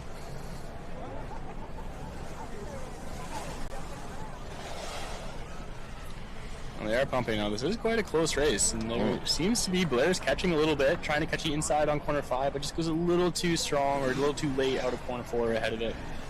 We're going to try to stay in her draft, and honestly, with today's conditions and the wind that's blowing, a draft is very important in today's race, especially with the snow, slow snow and the softness. Getting any advantage you can is going to be really helpful. It's still pretty tight here at the end, but it's Fiona and Blair moving on.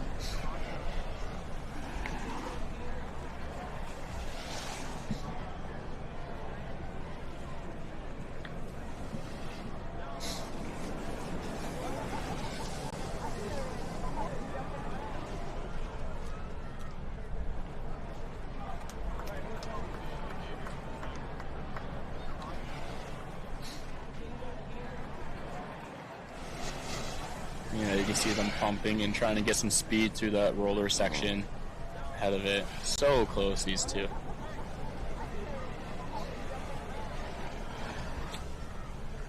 All right, so we're getting ready for U13 female heat 4. It's 3 riders in blue. Ivy Fairhart.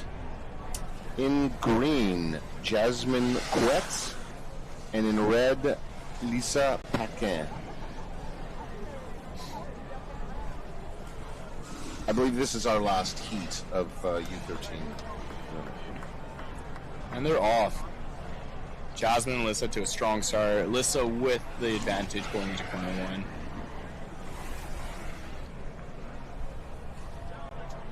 Really extending her lead right off the bat. Lissa is showing that she wants to dominate this race and take advantage right and early.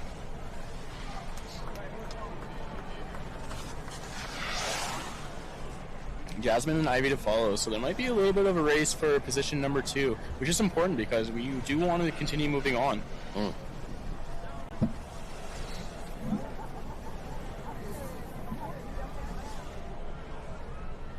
Lissa just showing her skill, showing her composure. Really solid and centered as she comes over these last few jumps in the straightaway. And it looks like Jasmine sort of picked it up there mid-course, so Lisa and Jasmine moving on. And that brings us to the men's heat 1 of the U15 men.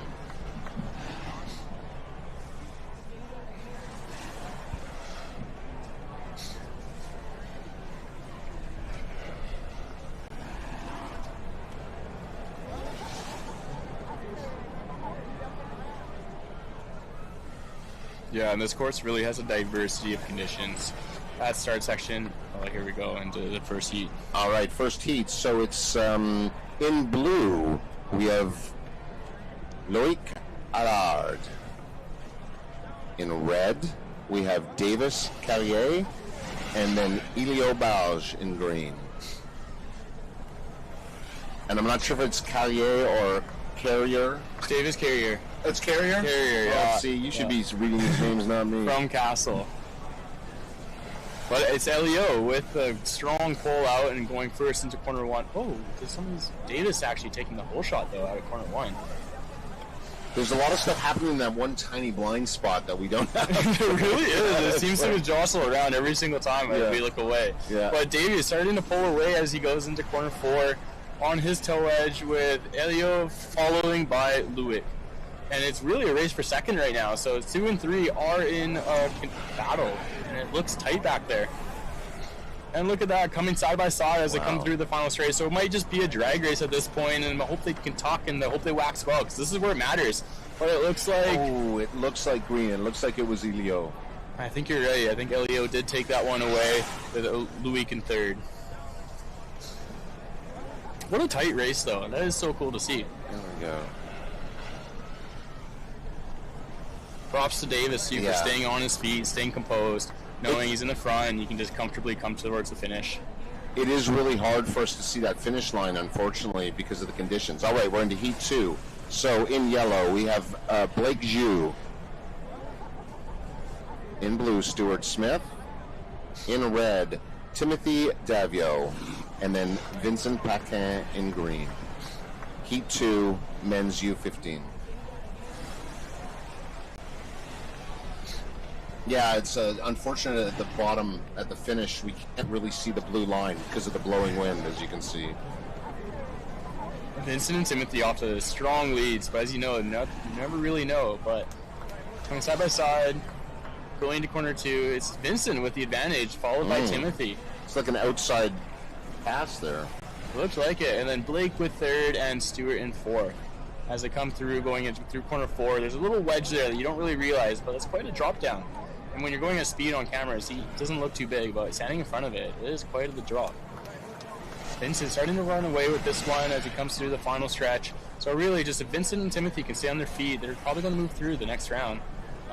It looks like Blake in third and Stuart in fourth. All right, Timothy and Vincent moving on.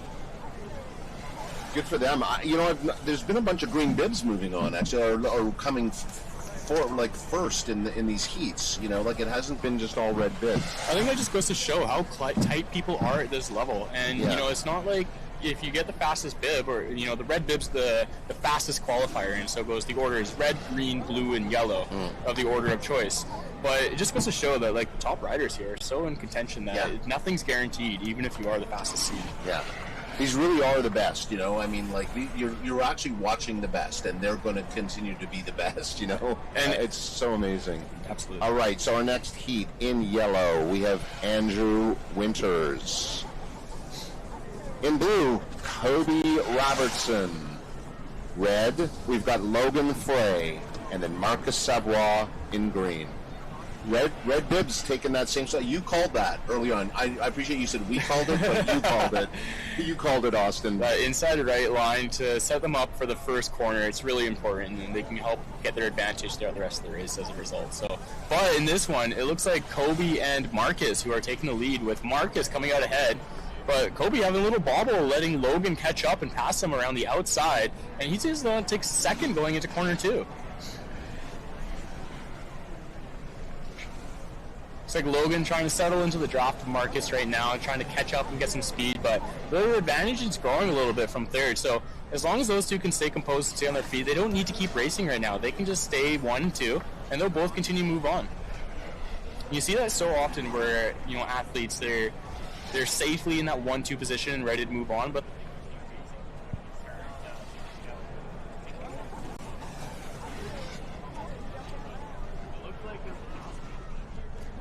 yeah, and there was a couple of passes at the top. There's been a lot of passing so far, actually. It's been pretty exciting. Like, nothing has been certain,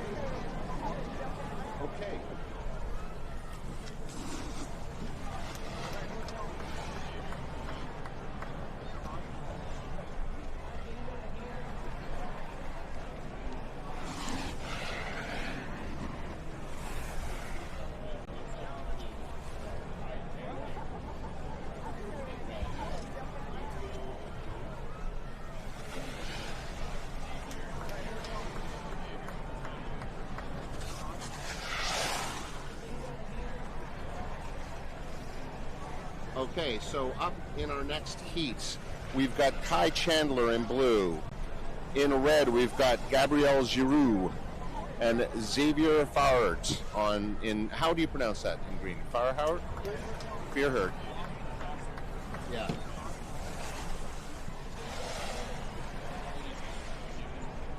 Oh, I guarantee we're mispronouncing names. And it is a tight start. Yeah. Yeah.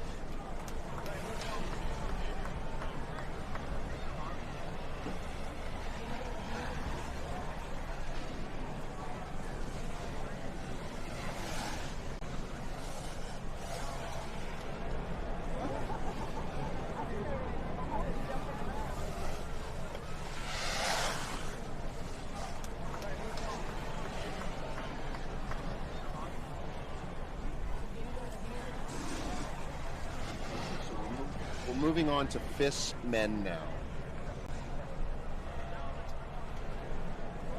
All right.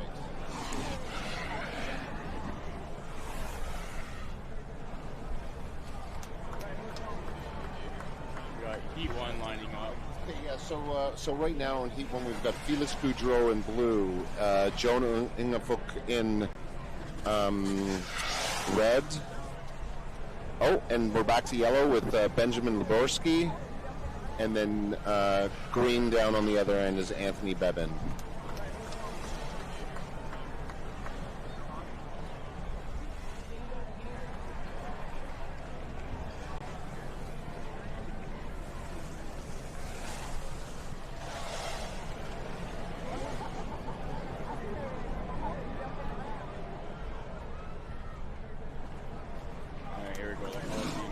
Gate drops right and early, and we got Felix followed by Jonah and the fastest starters.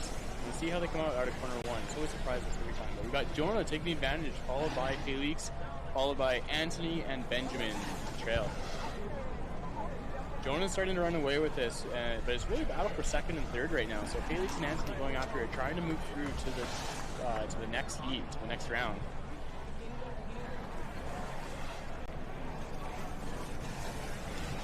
Staying composed, staying centered, staying balanced on his feet, make sure he doesn't fall or make any mistakes, so he can move through comfortably.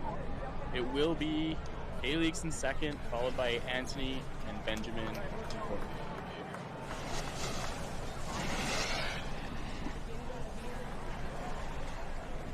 All right, so that was the FIS men's first heat, and we'll be getting ready soon for FIS men's second heat coming up.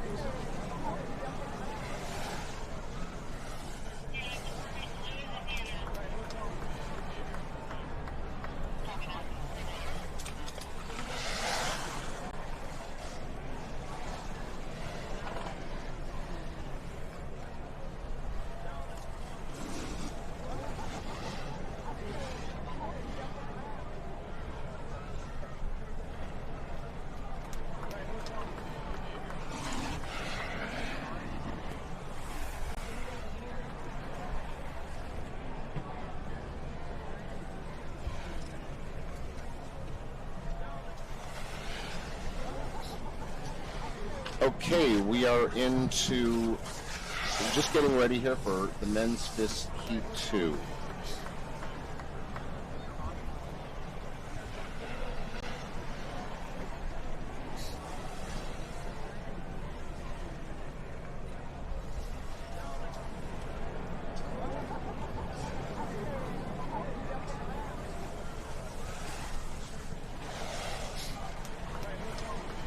All right, so in yellow, we've got Malik Ayards. In red, Xavier Maurice. And then in green, Dangyu Kim.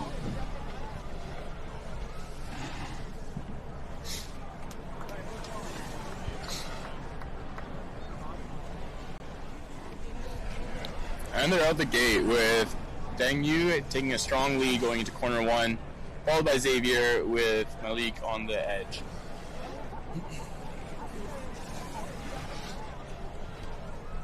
And Dang Yu and Xavier really taking a strong start to the race, taking control of it.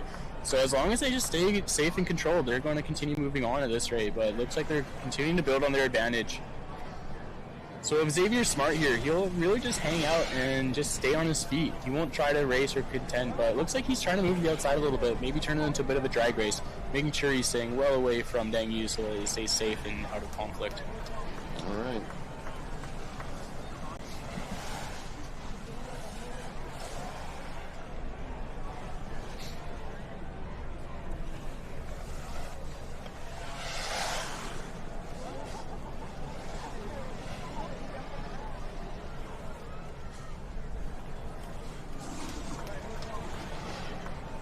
All right, so back up to the top for Heat 3 of the FIS men's.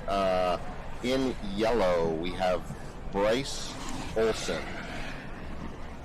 In blue, we have Owen Wagelin.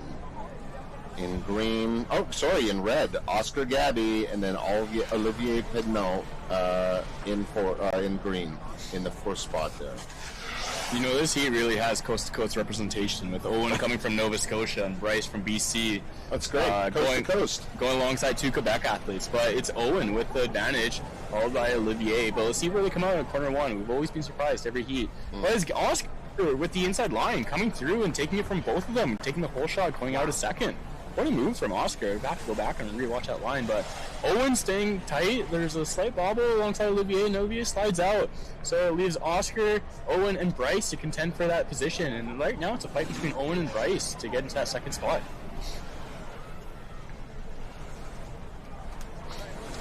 And coming through that last corner, it looks like it's Owen in second, followed by Bryce Olsen in third. Oh, but is that what happened there? He made it. He rolled across. Wait, what's happening? Whoa! That was Oscar wiped out, but I think he went across the line. It was hard to tell from this angle, but Oscar and Bryce both fell on that last jump right ahead of the finish line. So Oscar doesn't look happy. What happened there? Okay, he's coming through now. He landed funny, but like, does he make it across the line? I don't think he does. I cannot tell. Oh, yeah. Wait, he did get second. Yeah, okay. He made it across with his hands.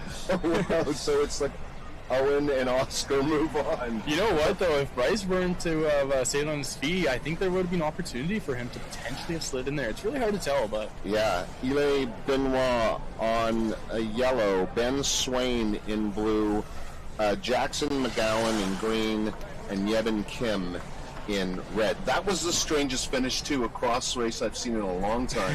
It was like literally crawling across the end there. Absolutely. Finish line. So for anyone who doesn't know, to get across the finish line, it could be either your body part or a board. So a lot of times you'll see athletes poke their nose in front of them, and that counts as finishing. Yeah. Or some people like to reach their hand over the nose of their board, which you tend to see a little bit more in alpine as well. But here they go. They're out. Yevon Kim taking the whole shot with Ben Swain in second. Neck and neck with Jackson as they come out of corner one, and Ben does have his inside line in corner two, which he does take advantage of and gets the whole shot out of Jackson as they continue through the rest of this course. Yevon starting to run away with this. Ben Swain, second place, and Jackson following, trying to keep in. And so it is the top two that move on. So that battle for second really is battle for the race for Jackson right now. So he's going to try to stay in this draft. And it looks like he might be able to squeak ahead. It's pretty close.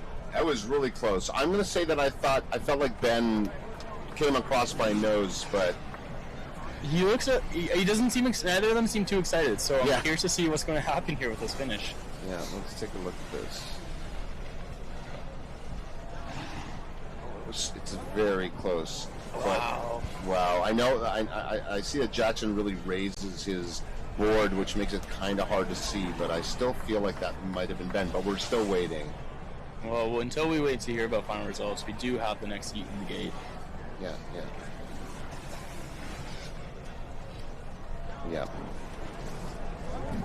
All right, so we've got our next riders in the gate, but they're still discussing this. The judges are still discussing the results of the last race. So before we introduce these riders, we're still waiting on that. I mean, our vantage point isn't perfect, but I thought for sure I thought Ben came across just a hair before. I'm hesitant to call it on my end still. Yeah. I think that was close, and it's tough to say without the paint that's on the finish line. And so the jury's going to be looking at video, and the finish line ref down there is going to be seeing the video and reviewing whose nose might have crossed first. And by the looks of it, we still don't have an answer, so they're deliberating this and making sure that they're making the accurate call on who's crossing line, because this does matter. Like, whoever is second here is the one that moves on to the next heat and gets to continue battling for the title of National Junior Champion. Yeah, I mean, unfortunately, we don't... we can't really see the blue line from our vantage point because it's been blown away. It is windy, so for those who can't tell, it is windy out there. So these athletes aren't only just battling each other, but they're battling the elements, making sure that they can stay on their feet with that wind. You can see the B-net going behind the start, and I was standing up there during our lunch break, and I was almost blown off my feet while standing up there. So it's really, really blustery. I've never seen anything quite like it. It has been windy. I mean, you can, like, I mean, just that's at the bottom of the hill, what we're seeing right now, this flag, and how windy it is, and the snow. But up top, it's quite crazy, actually. But this is the course here, Horseshoe Valley Resort. You can see down, thanks to our sponsors, of course, Government of Canada, Government of Ontario, Canada Snowboard, Ontario Snowboard, and of course, Horseshoe Valley Resort. We are still waiting, I think. I potentially might be the wait. The juries. Do you have the results? I think it's Ben Swain moves on. I believe it just. I believe that was just. Okay, so you called it right. Ben Swain did get his nose in there. Yeah, and Ben. Okay, all right. So now we should be moving on to Heat 5. The U13. I'm sorry. Right, because we move things around. So we are in U13 men's, I believe. Yeah, and this will be the semi-final. Yeah, so in blue, we've got Jeremiah Dion. And then in red, we've got Elliot Roberts, and then Hendrik Longerville in green. So this is the semi-final. This is the semi-final. So the winners, the top two of this heat, will move on to the finals to battle for the medal contention. And pulling out, it looks like Elliot and Jeremiah with strong starts, but Elliot is really making use of his technical abilities and able to pump through that start section, taking a massive lead going out of that first corner. Hendrik followed by Jeremiah as they go into third, but battle for 2 and 3 is still in contention there. There's a lot of course left over. Oh no, what happened there? So Jeremiah, looks like he must have gone down in corner 2. Not quite sure what happened. But at this point in time, it looks like it's Elliot and Hendrik that are going to take 1 and 2 spots. So as long as those two stay safe and composed on their feet, they'll continue moving on and be in the finals for the next round. And here you see the final straight away. So it will be Elliot Robert, followed by Hendrik Longleville, followed by Jeremiah Dion. All right. Okay, so there we go. Let's see what we've got up next for you.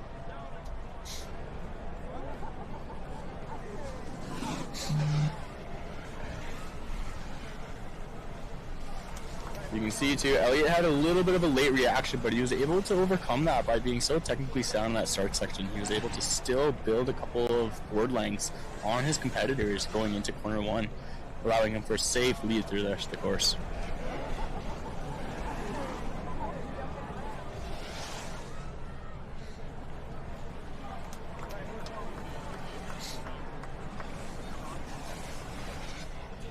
Okay, so we are into U13M male heat 2. So in yellow we've got Adrian Navarro.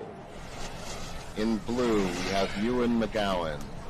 In red we have Roy Jensen, and in green Louis Girard.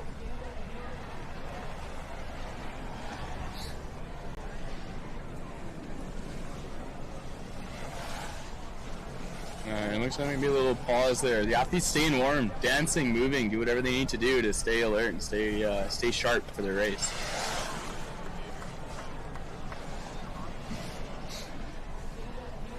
Looks like potentially the Macarena being performed out in Stargate right now.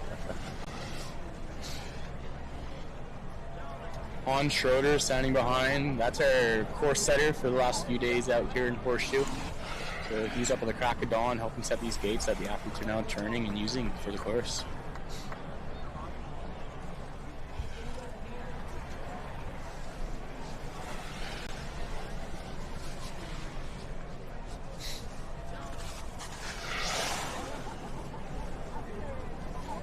Okay, so we're still waiting here, folks, to let this heat go down.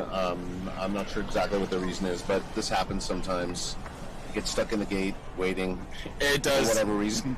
It does, and it happens more than you expect. So as an athlete, like, waiting in the gate can mess with your mind a little bit. If you have a long delay, if somebody falls in front of you and B-net's taken out and you got to wait for them to repair, standing in the start gate can be quite an experience, I should say. I don't really have the words to describe what it can be like, but it can feel like years standing in that gate waiting to drop.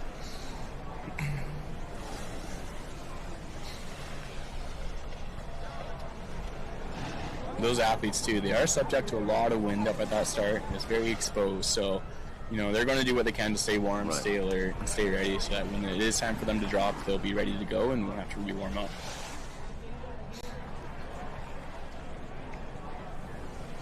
You can see those flags gusting, that Ontario sign, going hard over on the corner.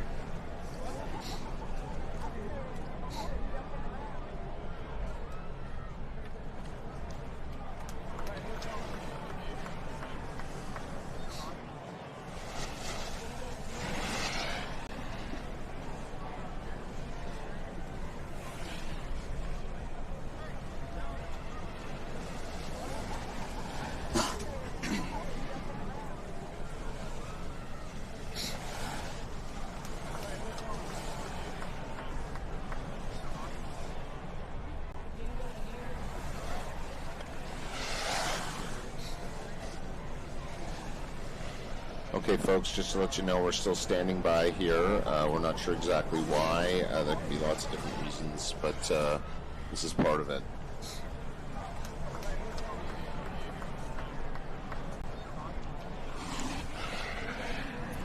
And even still throughout the rest of the heats, it has been pretty consistently that third gate choice has been the top pick by that red bib. Yeah, you called that early on, actually. That's exactly right. And then it's really been a bit of a mix between gate 2 and gate 4. Seems to be a bit of a theme towards gate 4 for that green bib. And it looks like they might be getting ready here. Maybe not, sorry, I might have jinxed it. But so it goes to the red, green, blue, and then yellow for the first choice, and that is based on their seeding time in qualifications. So qualifications is still quite important for an athlete to get that fastest time, be able to get the first gate choice, and get the line that they want going into first corner. Someone once told me the acronym of rugby, and you remember rugby to remember which color of bibs are what dictate the gate choice. So red being the R, G being the green, B being the blue, and then Y being the yellow, rugby. This is a cold day to have to wait up. I think the athletes are going to start to shelter themselves. It's a cold day to have to stand up there and wait. Oh my gosh, you can see that wind, that blustery wind coming through. During qualifications, we got a photo in our WhatsApp chat, and all the athletes were huddling around and making a wall with their snowboards and all. There's about 10 athletes behind a wall of 10 snowboards in the start gate while they waited for their turn to drop, just to try to shelter from that wind. You can see the gusts and that flag. Even the pole itself is moving quite a lot. Yeah, that's just look at that. You can see, driving up here the other day was really hard, actually. Because we've been hit with the most, look at that down there. Those are some of the people braving, and that's the bottom of the hill. That is the bottom. That's the bottom of the hill. That's how crazy it is. And then, you got to be a fan to be out there today, boy. I just want to give a shout out too to all the slopestyle riders who are out there training today. There is slopestyle training today and tomorrow, and I was talking to the judges over lunchtime, and they're saying it's quite unpredictable on if you would get wind gusts or not on your jump and on your hit. So a lot of athletes, some of them having really good practice runs, other ones getting blown all over the place during the slopestyle training. So it really is quite an unpredictable environment today.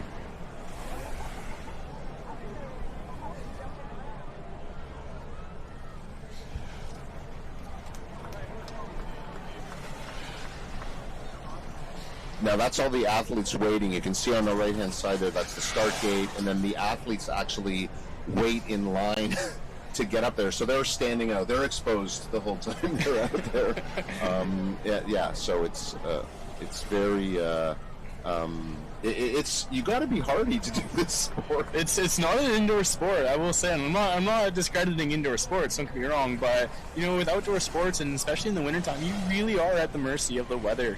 And, when a race is scheduled 3 months out, you can't predict when it's going to be. It looks like we're getting ready to go here for the Heat 2 of semifinals for the U13 men. And right away out of the gate, we got Louis taking advantage, but Roy in second, and followed by Ewan, despite a strong early pull. So Louis taking early lead in that hole shot as he comes out of 1 into 2, followed by Roy, Ewan in third, and Adrian coming up in fourth. And it looks quite spaced out right away as we're going into the fourth corner right now by Louis. Strong lead and strong contention to continue through that finals. Roy in second place. So as long as these two athletes stay on their feet, they will be going through to the finals. And I always say that too because I have seen so many instances where athletes are 1 and 2 and they're safely through, yet they continue to fight and then they both bring themselves down and they don't move on. But Louis is stoked to continue through. Also Roy will be moving through. Ewan and Adrian will be done for the day. Oh, unless there's small finals actually for the U13 men, which might be the case, so apologies. I don't want to speak that saying they're done for the day when there might be a small finals, but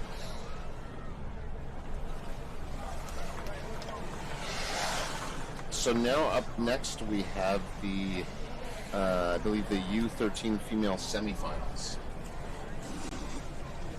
correct. So these are your top 8 riders for the U13 females.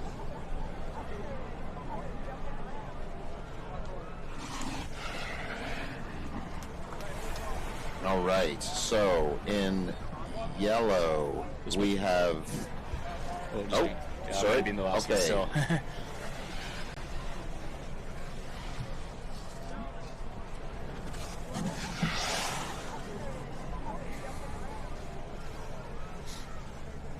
All right, so in yellow we've got Kendall Doyle. In green we've got Hope Smith. In red, Leonie Laflamme. And in blue, Brielle Rasico. Leonie, your top seed of the day. You can see their qualification spot and underneath their name. So we got their top seed, bib number 1, in that red bib. And they're off. So it looks like Leonie and Hope off to a strong start, with Hope taking the advantage going into corner 1. Leonie on her toes, able to get on that inside edge and inside and around her. I wonder if she's got the momentum to carry through, which she does going into corner 2, taking that outside line. A little bit further to travel, but Leonie made it work. And now Brielle on Hope too, coming into that second place. So second place will be moving on, and that battle for 2 and 3 is neck and neck between Hope and Brielle right now. Hope still keeping Brielle off her tail as best she can. Leonie running away with this event, and it is Hope followed by Brielle as they go into the last stretch. To see if Brielle can get a little bit of a draft going. She will be trying to tuck as best as she can to get some speed. Hope staying on her feet though and able to cross in second place, followed by Brielle and finishing with Kendall Doyle. That was a tight race. That was fun. That was a great race. Between that 2 and 3 contention was awesome. These starts are so tight. And I really cannot emphasize too that start section, how icy that start section is. So if any athlete is even slightly unbalanced in that start, you don't have the opportunity to micro adjust as you would in soccer snow. And so staying centered and balanced and composed in that start section is crucial. You are almost better off with ice skates, to be honest, right now. Right. All right, so we're back up for U13 female semifinals, heat 2. In yellow, Jasmine Quetz. In blue, Blair Mullen. In red, Lisa Paquet. And in green, Fiona Mullen. 2 sisters back in blue and green. Seeing if they can overcome the second qualifier time, Lisa Paquin. Looks like Fiona off to a strong start and quite a drag race for that second position right now. It will be Fiona, followed by Blair coming out of corner 1, trying to maintain that lead. Lisa coming up in 3rd, followed by Jasmine coming in 4th. And they are starting to space out a little bit, so the drafting opportunities as they space out does start to fade away a little bit. The impact of getting that wind draft, the further are you away from them, the less effective it'll have. So it's important that Fiona continues to build her lead here and not allow those other competitors to draft them. But we do have Lisa coming right in behind Blair. Let's see how this goes. This is going to get tight, I think. I think we might be in store for another photo finish here, but no, not even Lisa is able to squeak through as in that second position. I feel like they were just back and forth as to who was leading there. That was amazing. Yeah, that was quite the overcome and pass by Lisa. Yeah. Being quite far behind that, going to that first corner, she kept her composure and was able to continue coming through and finish in second. Yeah, it's a lead by quite a few board lengths, so I really would like to see what she did in the mid of course to get her time back. But look at that, on the inside of the last corner, it's able just to stay smooth. Perhaps a slight bobble by Blue and a slight knuckle, lost some speed, allowing Lisa to take through and carry a little bit more momentum. All right, so now we have our next heats. We have in blue, Ellie Boudreau. In red, Ava Groskopf. And then green, Lily Turner. This is our U15 female semifinals.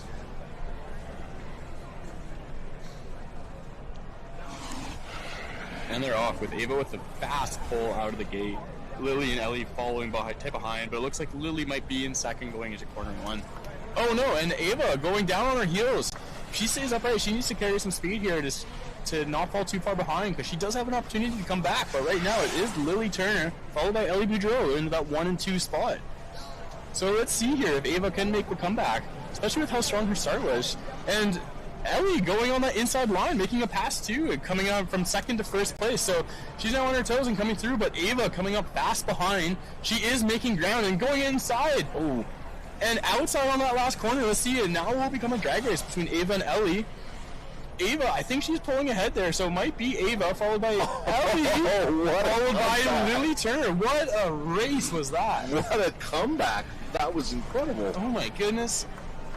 Now, if you want to talk about passing and a lot of things happening in a race, this is a race for it. Look at Ava with a super strong start, and then we'll see. I wonder if we'll be able to capture what she does. She looks like she just slides out, and maybe that's just the ice that is up there, or all the wind that's going away the snow, but nonetheless, allowing the opportunity for Ellie and Lily to come through, battle for that first and second spot until Ava's able to catch up and get back up there. Wow, that was incredible. All right, so U15 female semifinals. In blue, we have Sophie Barker.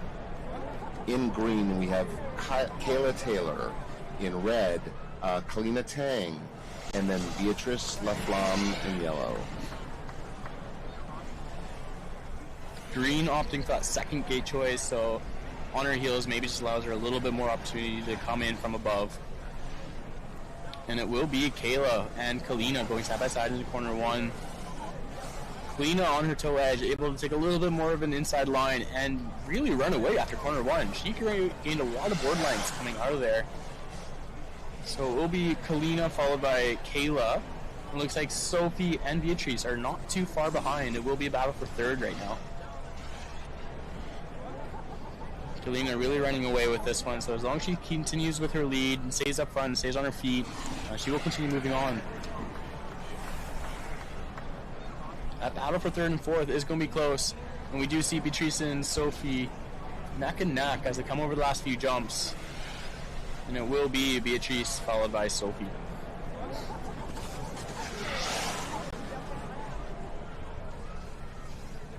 This is some great racing. This is really entertaining. Absolutely. They're so close together, all these individuals. I mean, all this passing and stuff that's going on up in this angle is just so amazing.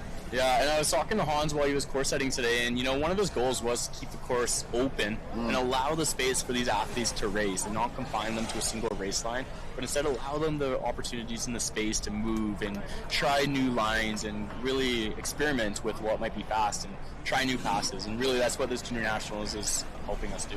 It's great. All right, so now we're into the U15 men's semifinal, Heat 1. In yellow, we've got Elio Barge. In green, we have Timothy Davio. In red, we have Davis Carrier. And in blue, Vincent Paquin.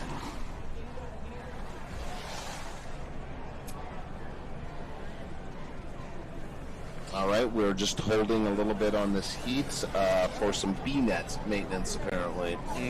Again, stuff is getting blown around out here. I mean, the course is holding up, everything's holding up, but boy, it's we're broadcasting from fishing tents on the side of the hill, and we had a gust of wind so bad about 10 minutes ago that it almost blew the tents away off of, and these things are nailed down, It is very, very intense up here. That's us. That's the tent right there. You can see us. You can see the wind hitting we're inside there. There's two tents. There's a red one. There's a gray one behind it. And so sometimes when that wind comes in, it can knock us around a little bit. You know, I have expected half this tent to just blow away and us to be left stranded outside for a second when that pop came. I certainly hope the cameras are on us when that happens. Well, I hope it never has to come to that, personally. Yeah. But that wind does bend those B-net poles and oftentimes can take the B-net out of the corners. Right. You know, like that B-net's in 6 inches to a foot. And, you know, it's not light stuff. If you carry a B-net roll around, they're heavy pieces of material, so wind can easily pick them up, drag them out. And you see some alpine racers getting ready for tomorrow's alpine event as well, getting used to their snowboards. So just...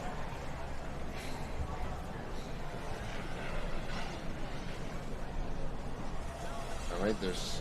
Oh, I think that we might be back here. All right. So we are back for the U15 men's semifinals, Heat 1.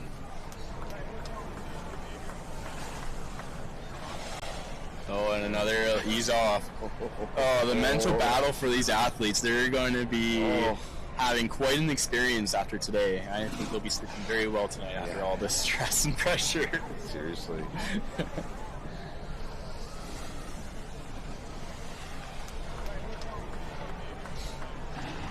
It's not an easy task mentally to stand in that start gate knowing you're about to drop and being told to wait a little bit longer. It's not easy. But here they go. They're about to drop in.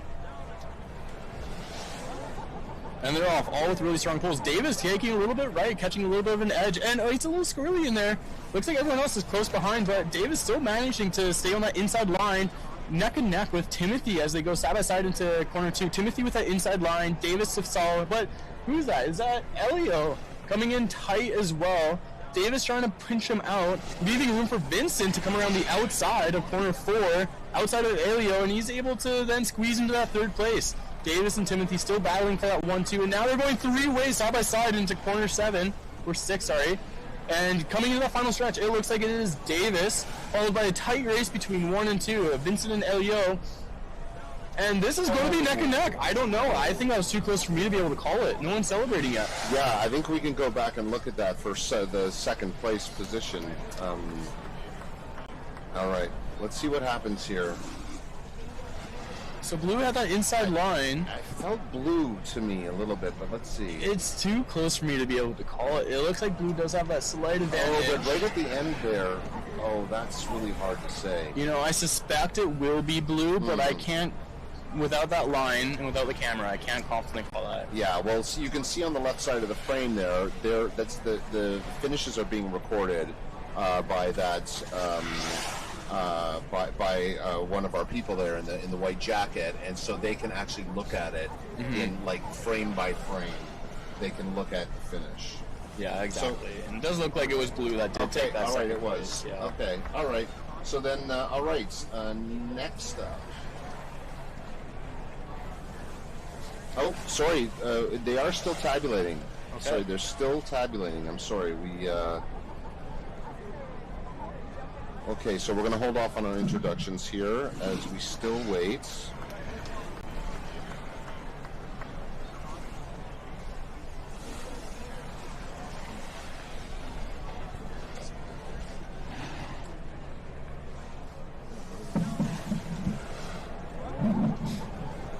All right, so a lot of stuff happening in this heat. You can see, you know, that the bouncing around side to side really just goes to show when it's so icy outside, it's really tough to stay flat bait, and it just goes to show the importance of staying centered on your snowboard. But a lot of passing and a lot happening in this heat. All 4 of these men staying really close together, and really, this was anybody's race.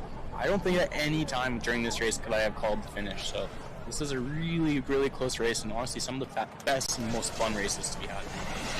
It was a hard one to call, especially because the rider was behind red.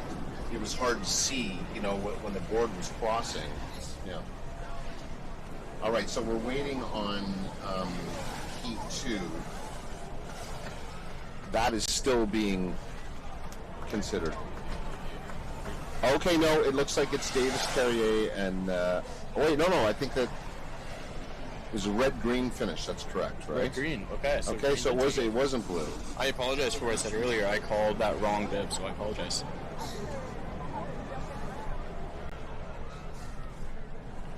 Okay, so we're going to just quickly introduce this as semifinals U15 men. In yellow, we have Xavier Fairhertz. In blue, Marcus Savoie. In green, Logan Frey, and then Gabriel Giroux in red.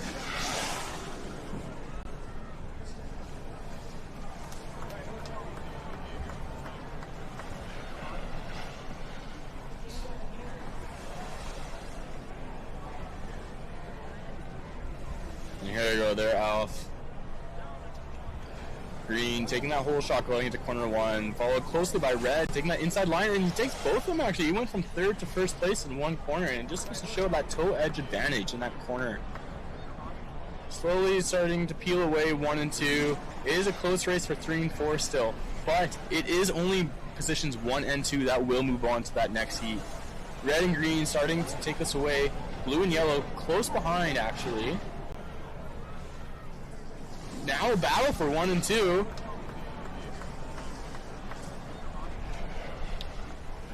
And it looks like green will take this race, followed by red, blue, and then yellow.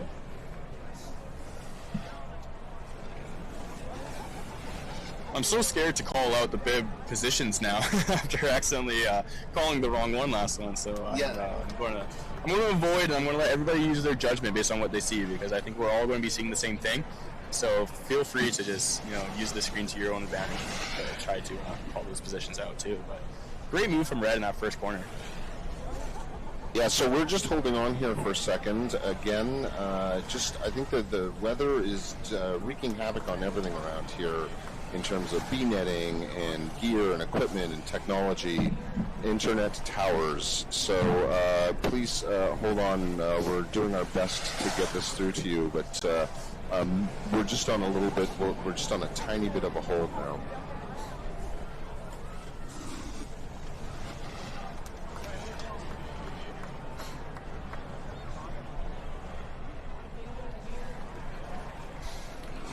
All right, so we're just going to run a few highlights here from this afternoon while we wait on and see what's up, folks. This U15 men might be the best race of my favorite race to watch of the day.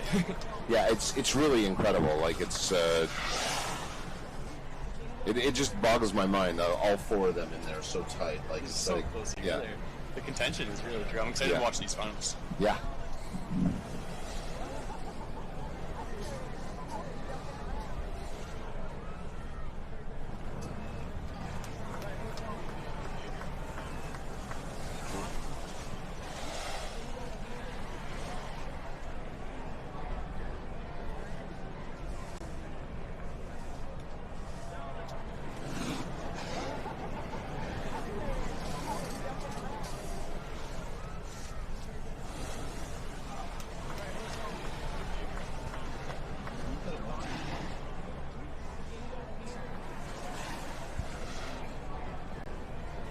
All right, so here we are in our FIS men's semifinal, the first heat. In yellow, Xavier Fairhertz.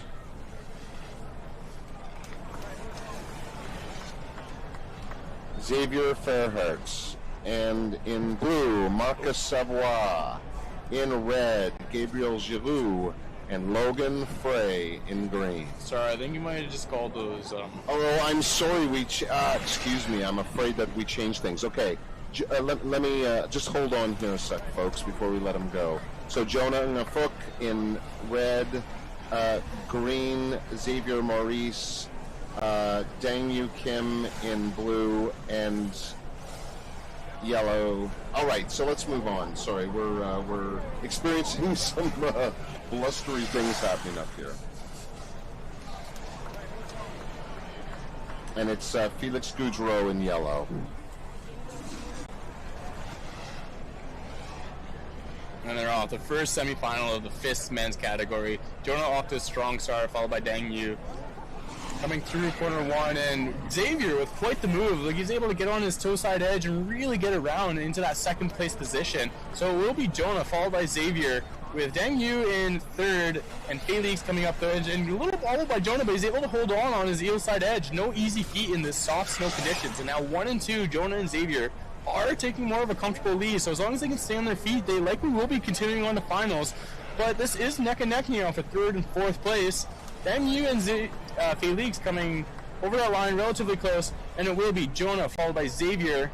And I'm too scared to call anything anymore, so I'm not going to call blue and yellow, but you guys all saw that as well. And that line, I think it was green that was able to come in. Yeah, look at him from third place all the way through, going high to low on his toe side edge. You know, he's one of the few people I've seen being able to pressure that corner, and that's no small feat to do. It's a flat corner. It's relatively slow, and when you have race boards that are so stiff, getting pressure built up and getting energy into them is not easy. Yeah, that's an incredible pass. All right, so we are ready for the FIS men's semi-final. We can introduce we're just going to wait on some graphics. We're going to get some, do a little bit of introducing here. In yellow, it's Owen Weiglin. In blue, it's Ben Swain. In green, it's Oscar Gabby. And in red, it's Yedin Kim. And I can see that red has moved a spot over. Yeah, so I suspect we'll see him being a regular-footed rider, which I think I can tell in the gate. And he's able to get a little bit more of an inside vantage into that first corner. So those strong riders who are strong barbers might prefer that inside gate. And he makes it work for him, but it does leave the door open for Oscar to come high or low and come into that 1-2 position. So it will be a battle for 1 and 2, Yevon and Oscar. But if they can just stay together and stay safe, they will be continuing to move on to finals where the medals are won. So it will be smart of them to just continue on, play safe, and stay in that 1-2 spot. Ben's trying to come through. He's trying to follow the draft of those two athletes. He might be a little too far behind, though, at this point in the race. This is a fast race, so it will be Yevon followed by Oscar, Ben in third, and Owen in fourth. So all these athletes will go back up, and they will run a small final followed by a big final to determine the positions of 1 to 8. There's a strong start by all of them, and Ben actually came back at the end there. It looked like he was like, I think if he had like another 20 meters on this course, he might, absolutely. And I think, that's the benefit of being solo is you can choose your own line and choose your own fastest lap. The racing line in heats is not always the same as the fastest line for qualification, so you do want to be mindful of that. In Ben's position, he was able to use that qualification line a little bit better and carry some more momentum than the other two. All right, so we are into the U13 female small finals. We're into finals here. In yellow, we've got Kendall Doyle. In blue, we've got Jasmine Kuetz. In green, Blair Mullen. And in red, Brielle Arasico. So this is the small final. So these will determine the positions 5 to 8 of the U13 female athletes. And it looks like Brielle off to a strong start, followed by Blair and Jasmine, tight, going heel to heel. Kendall leaving the door open a little bit, or taking opportunity and coming into, I believe, third, but we'll have to wait and see as they come through corner 1. It is Brielle, followed by Blair, Kendall in third, and Jasmine in that fourth position right now. Kendall taking that inside line, making that move into second place on Blair.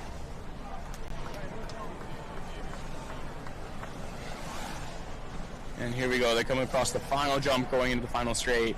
A slight speed check by Kendall. And let's see if Blair can capitalize on that and come up on their outside. And it is close. It will be a tight finish between 2 and 3. It looked like it was Blair to my eye. Green who came across there.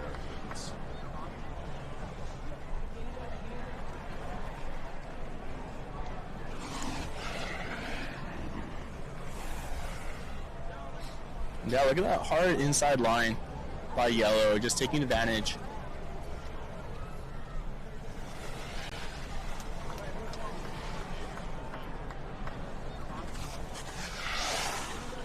See how tight that is. It is very tight. Even Jasmine making a recovery and coming back, but we're only a board length away.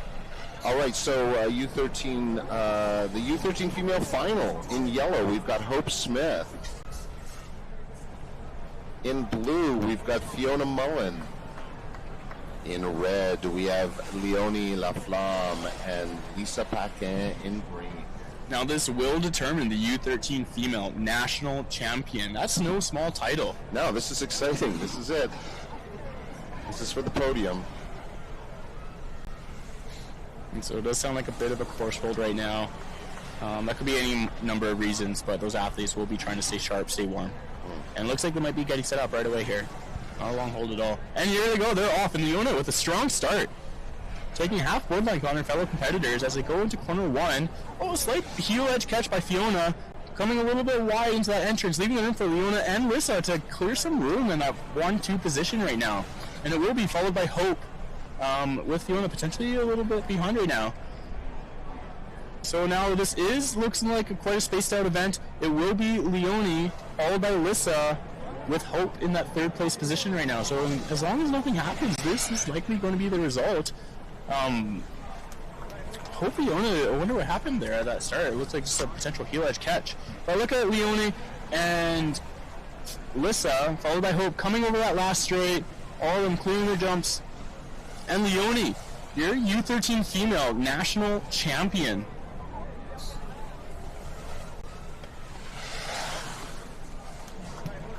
All right, look at that.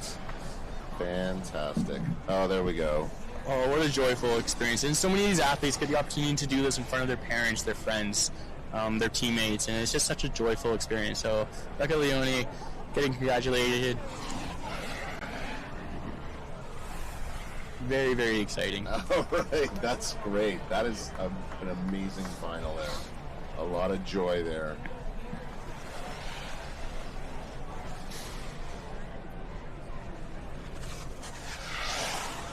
Yeah, you can just see Leona was like, she wanted it. That pole was very hard, very fast.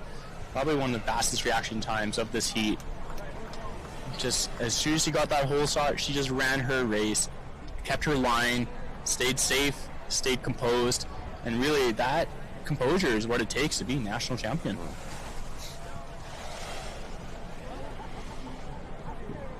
All right, we're into the U13 male small final.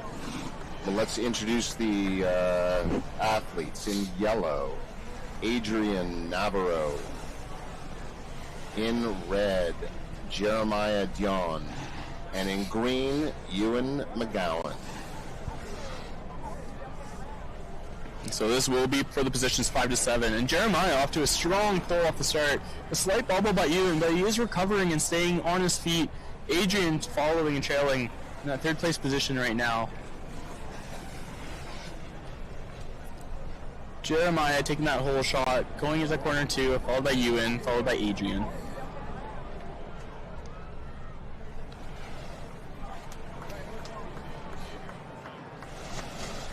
Pumping those rollers, and it's very easy as an athlete when you do have a lead in that first place position to get excited, but you do have to be mindful that you have a lot of course left to go, and anything can happen in the rest of those corners.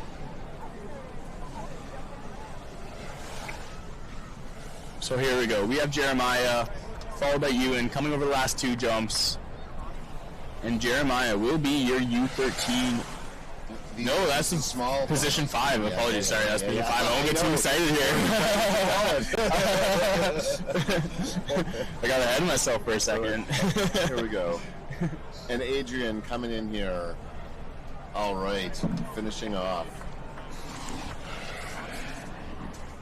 So this will place them in 5 to 7.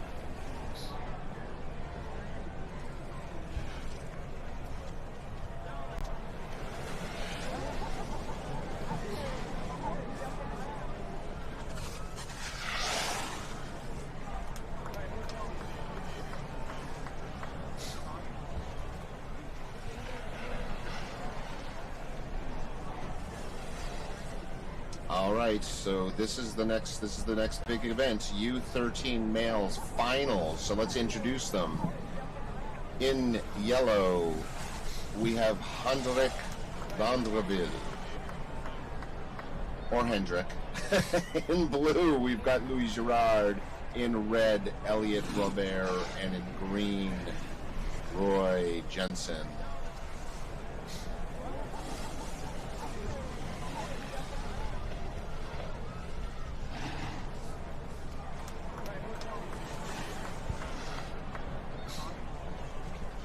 And here they go, they're off. Louis making a statement right out of the gate. A couple of features, he's already board length ahead. But Elliot tactically getting pumped through and taking the lead going into corner one. And now it is neck and neck for 2, 3, and 4 right now. Roy and Louis tight on each other's heels going into corner two. It looks like green does have an advantage, and they can now choose their line as they come across this fourth berm.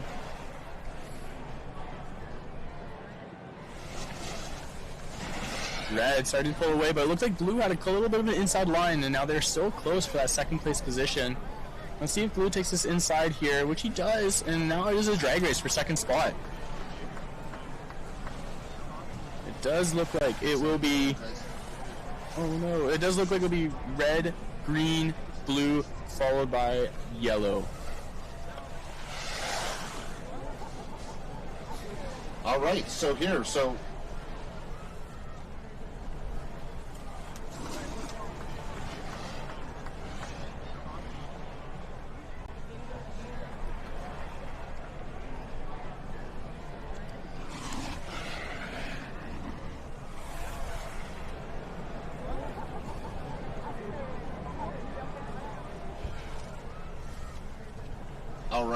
So we have our U15 female small final, all right? In green, we have Sophie Barker. In red, Lily Turner. In yellow, Beatrice Laflamme.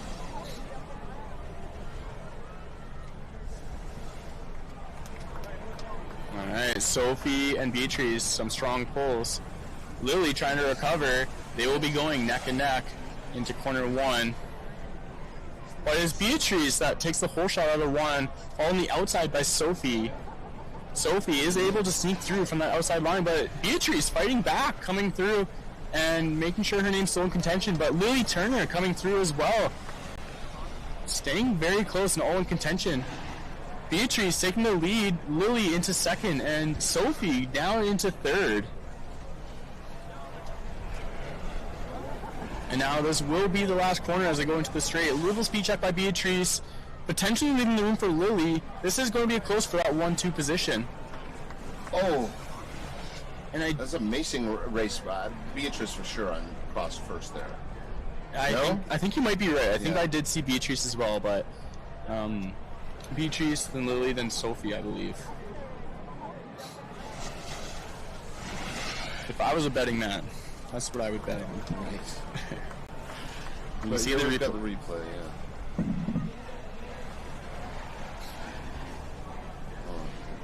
Yeah, I think that's what I saw as well. All right, U15 females. This is the final. This is the big final. All right. So, in yellow, we've got Ellie Boudreau. In blue, we've got Kayla Taylor. In red, Ava Grosskopf. And Kalina Tang in green. All right, here we go. This race will dictate our U15 female national champion. I did say that one right now. Yeah, you got it.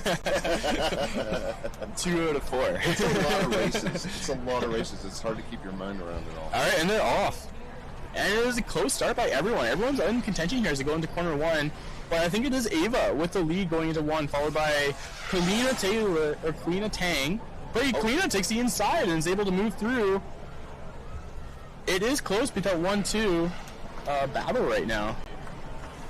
Ava's got this inside on the next corner, so she might be able to move away, but Kalina might have a little bit more momentum coming from that high line, and we'll see how they recover coming through. Kayla. Yeah, Kayla, I was just going to say, it's looking in third position here right now. Yeah, Kayla in third, Ellie fourth. Ava with a quick look back to see where her competitors are, and she is a little bit in the lead now in the comfortable spacing, so it likely will be Ava, who is your U15 national champion. Followed by Kalina, followed by Ellie with Kayla.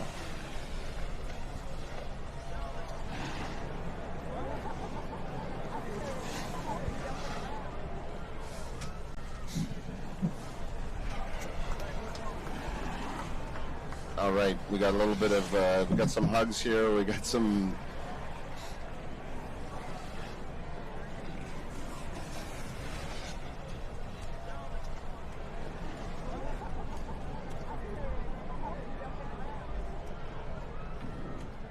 Okay, so now we are up to the U15 male small finals. So on yellow, we've got Elio Barge. In blue, we've got Xavier Farhert. And in red, Timothy Daviau. Green, Marcus Savoie.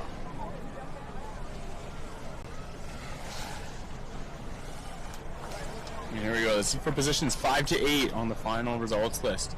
Strong start by everyone. A little bit of spacing between green and red.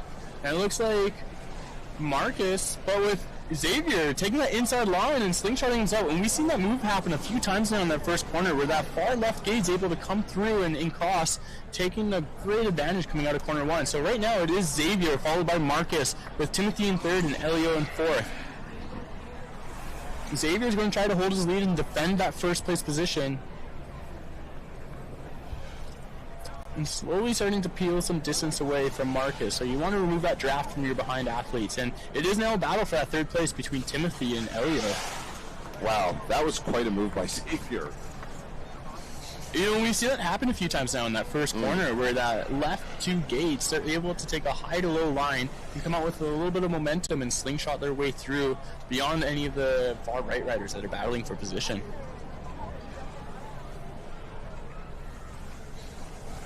Great race all around, good sportsmanship between everyone. It's great to see. That was a great small final. Look at how tight they all were, the whole field. All right, so coming up next will be the U15 males final. So in yellow, Vincent Paquin. In blue, we've got Logan Frey. In red, Davis Carter and Gabrielle Giroux in green.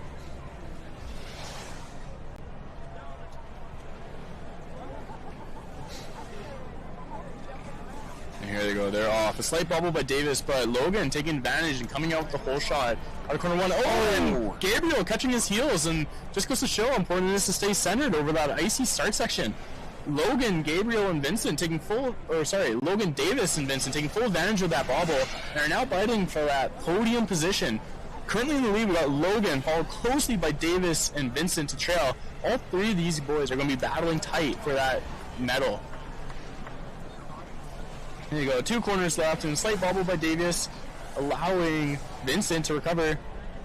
Stay on your feet, Davis. Oh, wow. And it will be Logan Frey, your U15 national champion. Davis Carrier and then Vincent Paquin. Logan Frey in 4th. Oh, sorry, Gabriel Giroux in 4th. Wow, that was a great, great battle. There's a lot happened in that heat. There's a lot to dissect there. Yeah. Well, congratulations to all 4 of those men.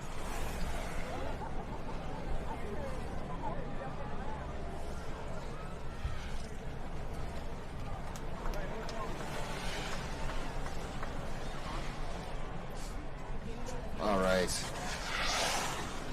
Everybody's down here cheering each other on. It's amazing.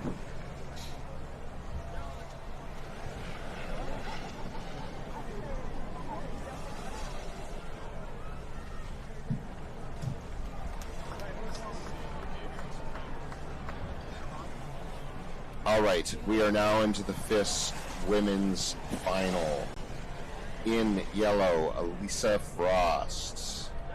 In blue, Evelyn Smurl. In red, Abin Kim.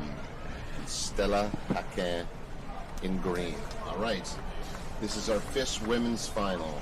We have everyone represented here from Quebec, Korea, BC, and Ontario. And out of the gate, it is a tight battle between blue, red, and green, but I do believe Stella... Oh, no. It's actually close between Habib and Stella coming into corner 1. Stella with a slight advantage, but Habib with that inside line, able to carry a little bit more momentum through. Stella with the inside line on 2, though. And it is now back and forth between Stella and Habib. It is a close battle for 1-2. Evelyn in 3rd place with Alyssa currently in 4th. Stella starting to take a little bit more spacing now. I think this is anyone's race between Stella and Habeen. Let's see where Habeen follows that last corner. See if she can catch some drift here from Stella. Well, I don't think so. It looks like Stella will be your FIS national champion for females. Habeen silver, Evelyn Smurl in bronze position, and Evelyn Frost and Alyssa. in fourth. Oh, Alyssa Frost, sorry.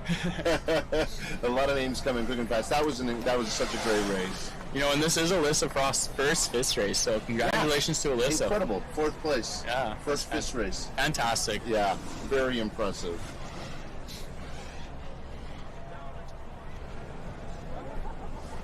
Okay, so now we're into the small finals for FIS men.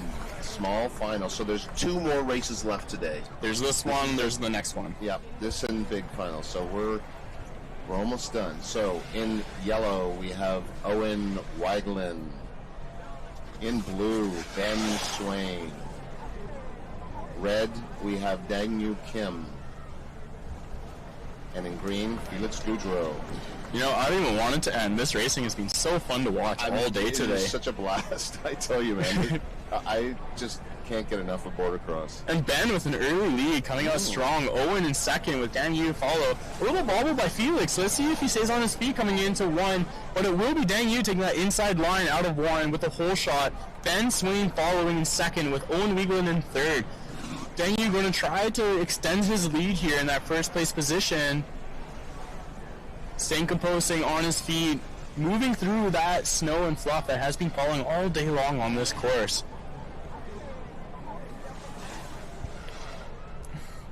Coming over those last few jumps, it will be Dangyu with Ben in second, followed by Owen and Felix in fourth.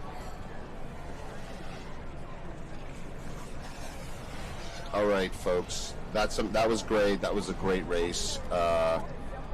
We are up to the last race of the day. It is our FIS men's final to see how the podium is going to shape up.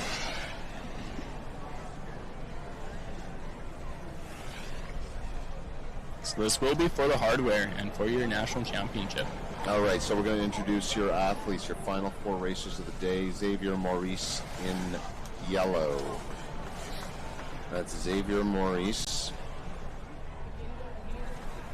Oscar Gabby in blue. He's ready. Handing it off to red to Jonah Nafuk. All right, and then into Yevon Kim. I love it. That was like that was a beautiful choreographed moment there. It looks like they rehearsed that, but here they go. They didn't rehearse this race though. They're out. They're starting, and Yona taking a strong early lead. Coming through corner 1 with Yevon close behind, but Oscar taking that inside line as we've seen so many athletes do in that first corner. It's a tight battle between 2 and 3 right now. Yevon and Oscar both battling for that silver medal. Yona starting to try and extend his lead.